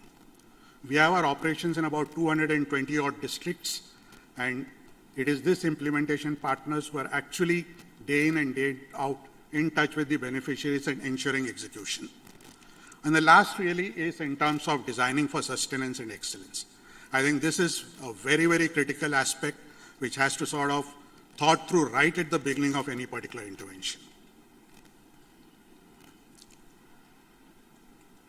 I just wanted to link it with the whole concept of Adarsh village, and we are in India. My personal belief and our belief is that for a village to be an Adarsh Gram, it has to be economically resilient first. And that's how this whole thing of agriculture fits in, where a large part of Indian rural community is anchored on agriculture. And of course, then how do you sort of ensure environmental integrity and a social well-being, which actually translates to Adarsh Gram. This is where our two-horizon approach comes in, where if you really look at the Horizon 1, focuses on livelihoods for today, anchored heavily on agriculture. What we also believe is that it has to be integrated with capabilities for tomorrow, for two reasons. I might increase the income of the farmers, but if that increased income is going for expenditure on things like health, etc., the purpose gets defeated. As the incomes increase, aspirations increase. And that is where, again, you need to have interventions, whether it's in terms of proper career for the children, proper education, or ensuring that they have a healthy life. These two horizons, again, has to be inclusive, and I will showcase in terms of what we mean by inclusivity, and it has to be focused on institutional leveraging of capacities. So coming specifically to agriculture, it's an integrated approach where the whole focus is on enhancing incomes. How do we decarbonize agriculture, because that's becoming an important requirement, and ensuring that agriculture is regenerative. We operate on 5 broad buckets, which is in terms of focusing on water, biodiversity, climate smart. Equally important when we are talking of extreme weather conditions, how do you create a diversified livelihood portfolio? A diversified livelihood portfolio which is both on-farm and off-farm, so that even if there is a failure in one crop or there is a failure in agriculture, there are other means of livelihood for the families. And the end goal really is how do we have 12 mahine haryali? Unlike situations where probably one crop, and if one crop fails, there is nothing else for the balance 9 months of the year. How do you create a 12 mahine haryali concept? I'm just giving you an overview of some of these elements. When we are looking at water stewardship, fairly significant presence, broadly 3 dimensions. First, focus on the supply side, where it's more about water harvesting, water conservation. What we have realized is that's not good enough. You have to focus extensively on demand management. And that is where we are working very closely with a whole lot of agriculture universities, farmers, etc., on how do you minimize consumption of water in agriculture. What we have now realized is you have to take it one step forward. You have to work at a river basin level, because it's not just good enough in one part of the river basin, because it's an integrated approach. And that is where we have started working in terms of right from the source of the river till the entire upstream and downstream. And this is where one of the examples that we have is at Gord, and I will just show that what we have done. We think that when you're looking at demand, when you consume less water, a common myth and perception is that my productivity will come down. The reality is that when you do it in an integrated manner, not only your water levels increase, your soil condition improves. And that's got a big, big impact on agriculture. Just an idea in terms of the scale of activities, 7 lakh acres in terms of demand management, close to about 500 million cubic meters of water saving every year. This is the river Ghod basin work that I was referring to. This has been done in partnership with Maharashtra state government, where we have actually looked at creation of structures, integrating biodiversity, working with the sugarcane farmers. This is an area where sugarcane is grown extensively, and it consumes a lot of water. And the beauty is here the ecosystem that we created in terms of the sugar mill owners, the farmers, and more importantly, the women residents who actually became the agribusiness centers. They started owning the agribusiness centers and then lent out machinery, etc., that was required for all these interventions. Biodiversity, a very, very critical need, where the whole focus is on mapping of commons, ensuring that there is enough land available for grazing for livestock. Again, it leads to soil moisture conservation, but more importantly, the preservation of local flora and fauna. Extremely critical as you want to make your value chains much more sustainable, much more nature positive. Here again, we work with the Forest Department. Maharashtra is a classic example, and partner with organizations like TERI and IOARA, where you look at how do you bring in the best practices. And in our own areas where we have worked, we have seen that the biomass and green cover has increased by about 5 to 6 times.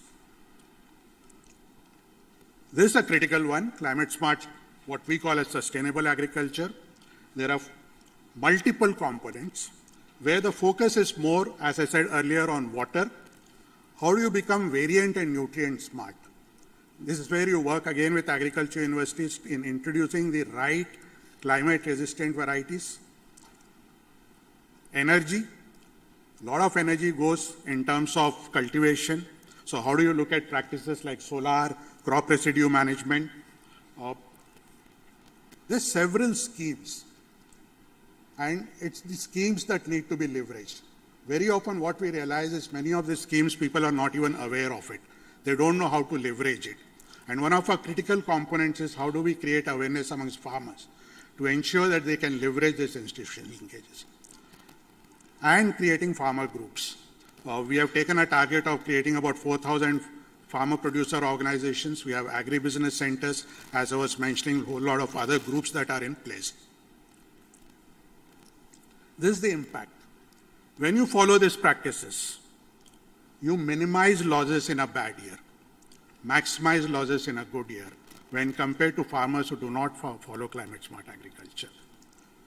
We track them on a 2x2 matrix in terms of resilient end varieties, and a baseline study of 43 sample villages has shown that over a period of time, what were only 9 villages in high resilient and high yield have actually moved to 30. So that's the type of impact that you can create. What we have learned, we have now used this experience to create adaptation plans for 3 states. Intensive work has been done, and now we are working with the state governments to ensure that they get integrated in the larger climate strategy plans of the states. We have a partnership with Niti Aayog. I am specifically bringing out this as an example to say that how convergence and partnerships can work. We work in 27 aspirational districts. Partnership got renewed again this year, where our entire focus is on creating capacities, building capacities, supplemented by what we call as lighthouse or model villages. So that when others, larger farmer segments in the district want to see something in practice, they have a reference point. Ms. Mahajan was there. We have just signed an agreement with India Sanitation Council, where they are creating 75 lighthouses for waste management across the length and breadth of the country. And we have taken over 35 such lighthouses, which will create in 12 districts. The other thing I wanted to mention of the crop residue management, it's a very hot topic. And the reason why I'm bringing this particular example, all this talk of stubble burning in Kapurthala district, where we are doing this work in about close to about 1.9 lakh acres plus, you will be happy to note that 90% of the area did not practice stubble burning in a state like Punjab. And the reason why it is happening, we have not approached it from a pollution angle. We have approached it from an angle what it means for a farmer, what's in it for a farmer. The practices should make economic difference for the farmer. Environmental benefit is incidental. And that's the reason why we have been able to succeed. The second reason why we have succeeded is it calls for a year-round engagement. You cannot have something just closer to the harvesting season and then starting working with them. Third important thing, you have to have a presence which is much more holistic. The farmer needs to get the trust and credibility. And that is where the other activities, what we call as Horizon 2, comes into play. We're also doing a lot of pilots, different pilots, whether it's in terms of nano-urea application for drone, thalia tray, again, sort of how do we have a much more focused water going into the roots in the soil. Looking at toilet manure, this is something, again, part of Niti Aayog project that we are doing in Nandurbar district. How do you use toilet manure and toilet slurry, both for bio as well as for agri-nutrient purpose? Looking at solar, again, to reduce the energy costs. This is an evolution of eChopal. It's a phygital model. It's almost like a super app where the farmers can have access to all information that they would require, not just from an input perspective, but also from an output perspective. But again, a very important learning for us in India, if digital has to work, it has to be also supported by physical handholding at the grassroots level. And that's the reason why we are calling it as phygital model. Livelihood diversification, more in terms of how do you grow more crops, how do you look at agroforestry, how do you sort of look at growing the own fuel for the farmers that would be required for any of their requirements. Our entire social and farm forestry, close to about 9.5 lakh acres, gives a significant income for the farmers. It comes over a period of 4 years, depending upon when you do the harvesting. But again, it leads to improvement in soil quality index. And that's something which is extremely important. When it comes to off-farm, it's more focused on livestock. We started with large ruminants, but we have now realized that the more interior you go, it's important that you also focus on small ruminants, which is the goats and the sheep and the bees. And that is where there is greater participation of women also. And these are also small ruminants, are more environment friendly in terms of reduced GHG emissions. And again, if you look at in terms of the type of income that gets to a family, and this is where again we have what a whole cadre of Pashu Sakhis. There are these Pashu Sakhis which are part and parcel of the government, but we work along with the government to enhance their capabilities and get them to become the lead resource in the communities where they operate. And that again becomes an additional source of income. I think when you're doing a lot of work on agriculture, if it has to be sustained, the farmer also needs to see a ready market. A farmer needs to see a market where there is value addition to the crop that he or she is cultivating. And that is where the ITC brands, the different brands come into play, which in a way help us in driving all the initiatives that we've spoken on agriculture. I'll not spend much time. I'll just run through in terms of the Horizon 2 activities, which focuses on these dimensions, just to give you a feel in terms of the scale of work. Financial literacy with about 13.9 lakh workmen. Again, a partnership with Maharashtra MP state government. Important thing is it's not just the literacy. How do you link them back with the different schemes, whether it's the Jeevan Jyoti Bima, Sukanya Samriddhi, or how do you get them to use the money that they are able to now access into creating virtuous cycles by entrepreneurship or micro enterprises. Mother and child health. Again, working with the Anganwadis, infrastructure, very, very clear impact in terms of institutional deliveries or reduction in underweight children. Working again with the governments. As we speak, we are in the process of signing a MOU with the Assam government, where we again are looking at creating this capability building across 8 districts. Sanitation, through the user groups, creating toilets, child-friendly toilets, gender-friendly toilets, which have a direct impact on school attendance. Waste management is something very, very big. And this is, we work very, very closely both on solid waste management in urban and rural areas. Interesting thing I want to share here is the community pays for it.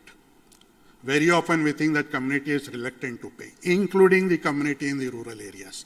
they are willing to pay for the benefit that they get. These are in terms of the educations. This is what I want to illustrate as a Adarsh village. This is an example of a family in Malur, where when you sort of have an integrated approach, every member of the family gets a benefit in some way or the other, whether it's in terms of water stewardship, climate, the woman being a member of water user group of SSG, the child, grandchildren. Another example of Munger in Bihar, benefit again through integrated activities. This is what we sort of endeavor in terms of how do you create a saturation approach of a family, and if every family in that village gets saturated, that village gets saturated. Just an example of women coverage. Each of these initiatives again has a significant women impact. And if we are looking at Adarsh Gram, Ideal Village, I think it's very important for us to bring them into the center of our equation, because that is where the difference will come, and that is what will actually help it sustain over a longer period of time. Just an illustration from an agriculture perspective, this is what would typically happen in a general village, open field, fallow field, local instra. And when you're looking at an Adarsh village, this is how the dimensions would shift, whether it's in terms of traditional cultivation, what is the product hygiene, etc. So I just want to end with two quotes, I think very apt for what we are actually wanting to do. यूं ही नहीं मिलती राही को मंजिल, एक जुनून सा दिल में जगाना होता है. पूछा चिड़िया से कैसे बनाया आशियाना, बोली भरनी पड़ती है उड़ान बार बार, तिनका तिनका उठाना होता है. I think what we are trying to attempt today actually reflects this. जीत की खातिर बस जुनून चाहिए, जिसमें उबाल हो ऐसा खून चाहिए. ये आसमान भी आएगा जमीन पर, बस इरादों की जीत में गूंज चाहिए. All the best.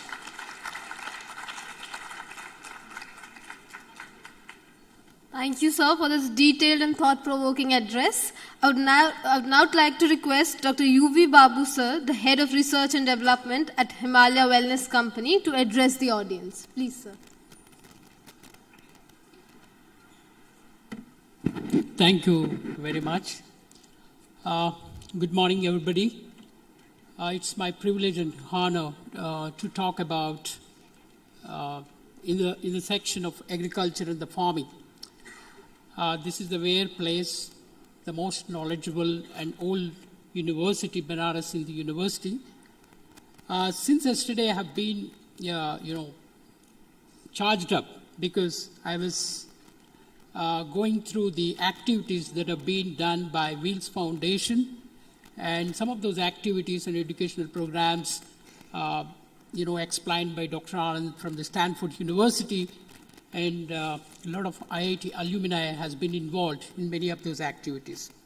So in the next 15 minutes, I will try to explain that what we are doing from Himalaya Wellness Company, how we are trying to transforming the villages in terms of enhancing the sustainable income of the farmer groups. And also we do a lot of activities that is exactly what it is mentioned by Wheels Foundation.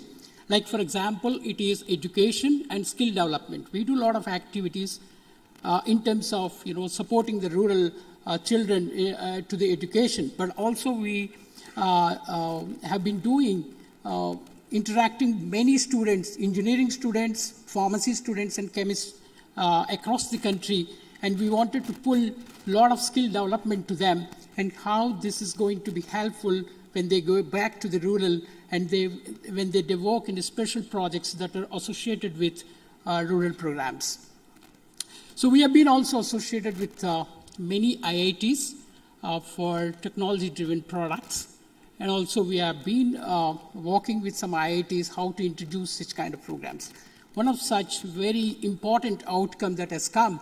So when I'm working with many of those engineering and medical colleges and pharmacy institutions in the universities and institutes across the country, we found that there is a lot of knowledge gap if you have to come to academia and coming into industry, particularly I'm talking about pharmaceutical industry, then we have developed a 10 weeks a design program that is called downstreaming of the phytopharmaceutical, and that has become a very popular program among engineering and pharmacy students.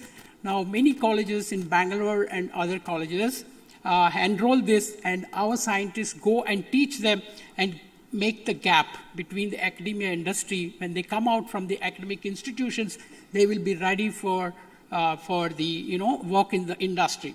Then we also found that if we have to take, because I will explain that how important it is today for India to exploring the traditional medicine, then we found that, yes, we have engineering in chemical technology, biotechnology, all kinds of knowledge, but at the same time, all these intellectuals come to the industry, there is still a gap. Then we thought there should be a 4-year degree program which specially designed for the traditional medicine or phytopharmaceuticals. So we are the first industry. I'm glad to share that we approached the academic institutions. Hey, can we start a 4 years BTech program in the phytopharmaceuticals? I'm very glad to share that the Centurion University from Odisha has started a 4 years degree program in the BTech phytopharmaceuticals. So some of those learnings, some of those activities, I'm going to explain here. At the end, we have a video that what we are doing about the contract farming of medicinal plants. Okay. As you all know, I belongs to industry. I had the research and development. Therefore, it is very important for us when we develop the products, that products go globally. I am very fortunate that I am representing the company called Himalaya Wellness Company. We are present in more than 100 countries today. Our story, how this company has started. The founder chairman of this company, when he was visited in Burma, he found that, the agitating elephants, he found that they were a herb that was fed to them to pacify them. So ultimately, we have found that that is the Rauwolfia serpentina, and that's how lead to the launching the world's first herbal antihypertensive drug in 1934 that is called Serpina. So this is the drug. When we introduced to that, there's a lot of pharmaceutical companies across the globe have tried to introduce, identify that what is the the active compound in these herbs. Then it found the rhizopin is an alkaloid that is responsible for antihypertensive drugs, but still we believe that it is a reductionism versus holistism. The herbs and traditional medicine will do wonders if you work very, very precisely as a holistic approach rather than reductionistic approach. This is that example, sir.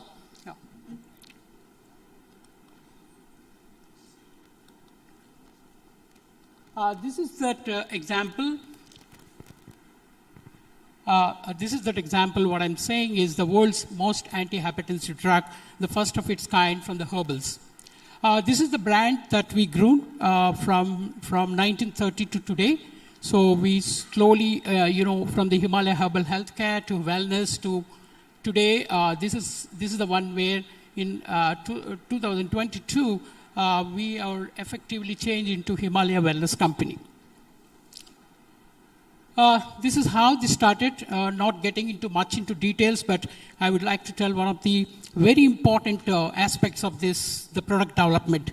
Many of you are aware the product called Leaf 52, and we export in more than 100 countries. This is one of the most effective hepatoprotective drug, and this drug has been approved in many countries as a phytopharmaceutical. Likewise, there are different milestones that company has transformed. Now it is completely transforming into a wellness company. Okay, so we were core in the phytopharmaceuticals, then we transformed into personal care product, animal health, and functional products. Then we are completely transformed today as a full spectrum of wellness company. Some of those activities, why today it is more relevant when we are talking about traditional knowledge or the herbal products. For example, the entire OISH-related activities, earlier it was a Department of OISH. Then in 2014, the Government of India has fully converted into Ministry of OISH. That is how the focus is on to develop our traditional products, our traditional herbal products to the global markets. Then you all know that the movement of Make in India, then in 2015, there is a new category that has been opened up that is called phytopharmaceuticals. Under this phytopharmaceutical, we can develop any drug from the herbs. We need not to purify into single molecules. Under this category now, the phytopharmaceuticals can be developed and all the spectrum of doctors can prescribe these drugs. So this is a very, very important milestone in the herbal spectrum where because a lot of research is going to happen in this category that is eventually come to the lot of demand, the herbal cultivation. Then you all know about Atmanirbhar Bharat. So where, we would like to have our self-reliance in terms of its raw material, in terms of product development. Then finally, in the 2022, the WHO establishes the Global Center for Traditional Medicine. So all these developments in this country is directly, supporting that, how important of herbal medicine and the herbal products. Just to give you a background before I exactly give you what we have been doing, this is very important. Today, we have an OISH department where it is Ayurveda, Yoga, Naturopathy, Unani and Siddha. And there is a traditional knowledge digital library. Under this library, if you get into the details, there are 291 plants that have been reported to treat about 186 diseases. So that means there are many, many plants that have not been explored and that not have been studied properly.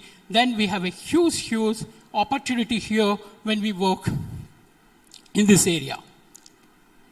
If we get into the much more details of traditional knowledge digital library, just to give you background how the traditional knowledge digital library has been established, because our traditional knowledge-based systems have been depends on thousands of years ago, and there was no proper documentation. When we found that some of those, the knowledge that we have, which was not properly documented, have been explored by many companies in the West, and they started patenting. For example, the turmeric patent, the basmati rice patent, some of those examples. Then the Government of India and CSR has come up with a proposal that all the traditional knowledge that we have today has to be documented properly. That's how it came into a traditional knowledge digital library. To tell you about, in case of Ayurveda, there are about 82,000 formulations that have been reported. So there's a huge, opportunity for academia and industry to explore these and make it more affordable healthcare system to the rural world. And also, if to give you a background, if you look into today the modern drug development and the pharmaceuticals, 64% of the drugs that we take today, or directly or indirectly, depend on the natural products. So that means any molecules that develop are directly or inspired from the natural products. Therefore, there is a huge opportunity. That's where we are working. When coming to the Indian medicinal plants, there are three categories that companies explore. That is where it is again opportunity for us to make an affordable healthcare system for the entire world, if I can say. That is the classical medicines and Ayurvedic proprietary medicines.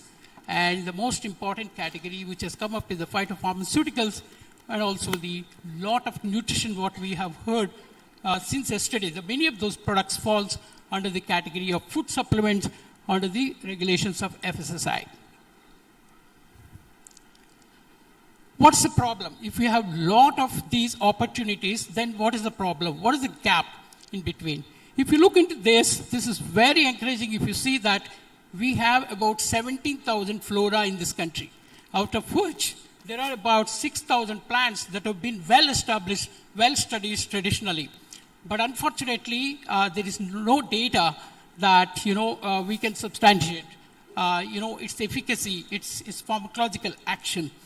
but a lot of CSR laboratories in Government of India have systematically identified of all these plants and then found that 5,600 herbs have been completely documented. So up to this is a very good information that we have, but unfortunately today in India we have around 1,000 herbs that can be explored for any kind of product development from the herbal products. This is the gap. If we have to trace back our traditional knowledge and explore the medicinal herbs as a potential and most affordable healthcare system, then we have a huge opportunity of around 5,000 medicinal herbs that we can cultivate and then provide a lot of sustainable income to the farmers. So during this journey for the last 2 decades, we have researched more than 1,000 plants that lead us a lot of the products that gone into the global. The main topic of today, if you have to provide the farming activities, particularly the farming of medicinal plants, I just tried to summarize in one slide. However, I have a video that what kind of programs that we have been doing. In case of contract farming, it is very sensitive. Okay, and our model of contract farming is that we try to identify the farmers who are small-scale farmers, and particularly women farmers, and the farmers that require the income every 3 months.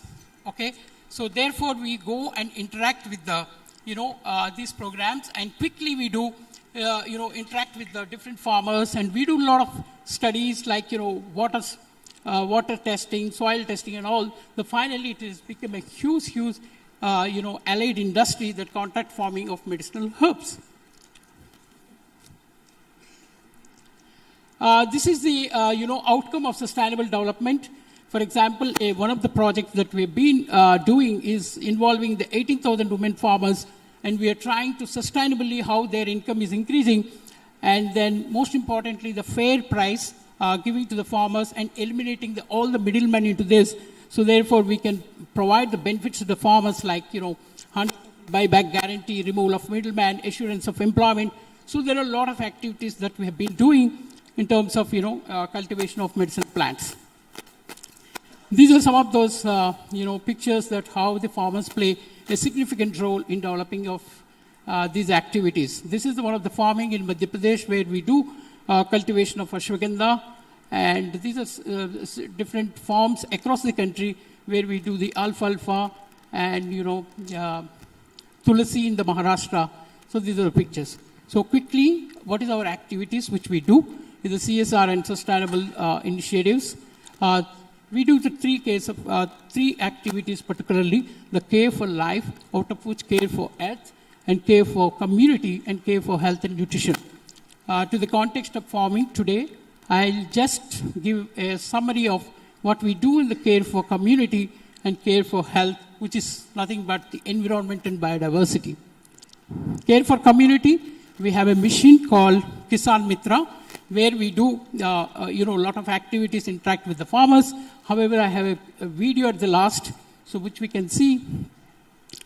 The second is the care for women, care for earth, and then here we try to maintaining the biodiversity. We work a lot at the Western Ghats, Eastern Ghats. We planted around 900,000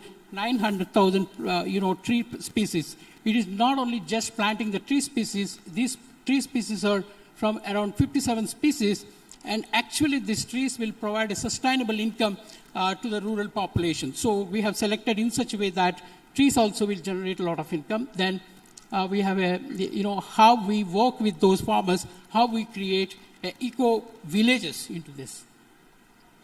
So we also adopted few villages. For example, this is one of the incident of taking the village in the Meghalaya, then how we are working with those villages. So that's the journey that what we do in terms of the contract farming of medicinal plants, the leveraging the nature's miraculous healing efforts, and we are touching the millions of the people around the world in terms of providing the health, but also back end we are supporting the farmers and looking at the sustainable income. Can you on the Kisan Mitra video, please?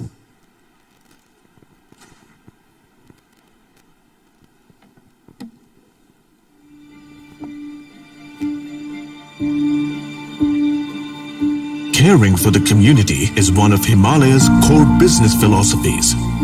It defines the way we think and act. The Kisan Mitra, or Farmer's Friend initiative, celebrates this deep connection by focusing on the economic empowerment of small and marginalized farmers across India in collaboration with several NGOs and farmers groups.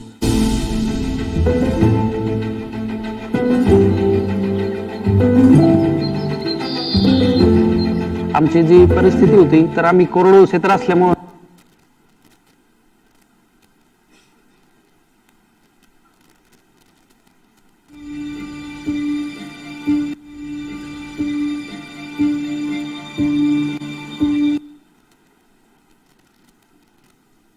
I would like to invest that monetary benefit towards the women.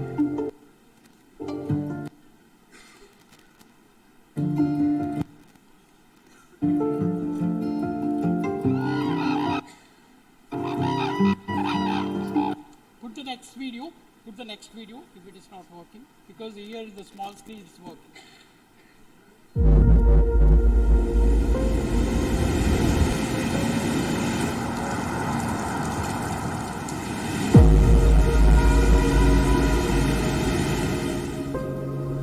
The Earth is facing environmental challenges.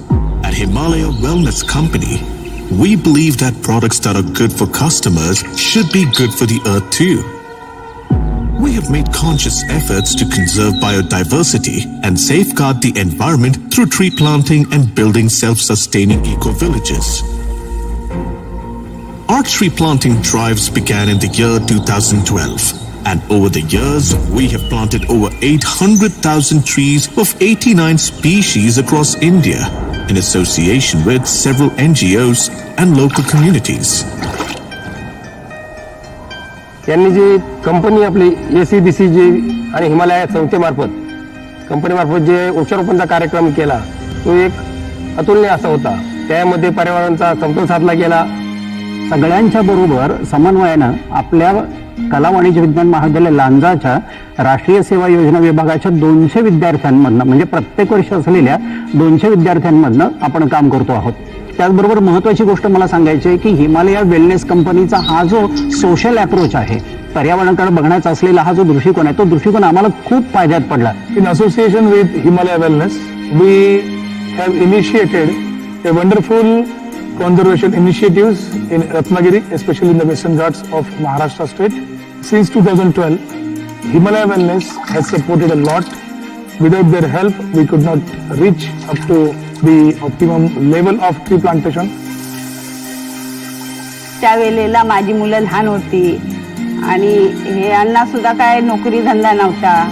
त्यामुळे आम्ही ही वृक्षारोपण करून त्यातून काय फायदा भेटला ते आता माझी मुलं त्याच्यावर शिक्षण पुरं झालं आणि घरात सुद्धा काही कुटुंबाला थोडाफार फायदा भेटला. आता माझं कुटुंब चांगलं सुखी आहे. त्यामुळे हिमालय कंपनीचे धन्यवाद. In our commitment to make a difference to society, we have also extended supports to the native tribals to Okay, due to paucity of the time, we have to, cut the video. However, I request, those who wants to work in these directions. We have already been established a lot of collaboration with academia and elite institutes like IITs, and we are making a significant difference that, from the industry, academia to the villages. So I request, and as I flashed my email address on the first slide, so I request, and we are open for collaboration with the top institutes like IITs or anybody from the universities who wants to work in the developing the, medicinal plants for sustainable livelihoods. Thank you so much for giving me this opportunity. Thank you very much, Dr. Babu and Mr. Prabhakar. This brings the plenary session 1 to a close, and we will take a 15-minute break for tea and coffee, and we will reconvene at exactly at 11:45. So at 11:45, there will be the 3 parallel tracks. There is healthcare and nutrition in the main hall. There is water and sanitation in the Senate hall. And then there is sustainable agriculture and farming in the conference hall. As we are getting ready to go for some tea and coffee, I would like to acknowledge the presence and really are very, very grateful and honored to have Dr. Rahul Gupta amongst us.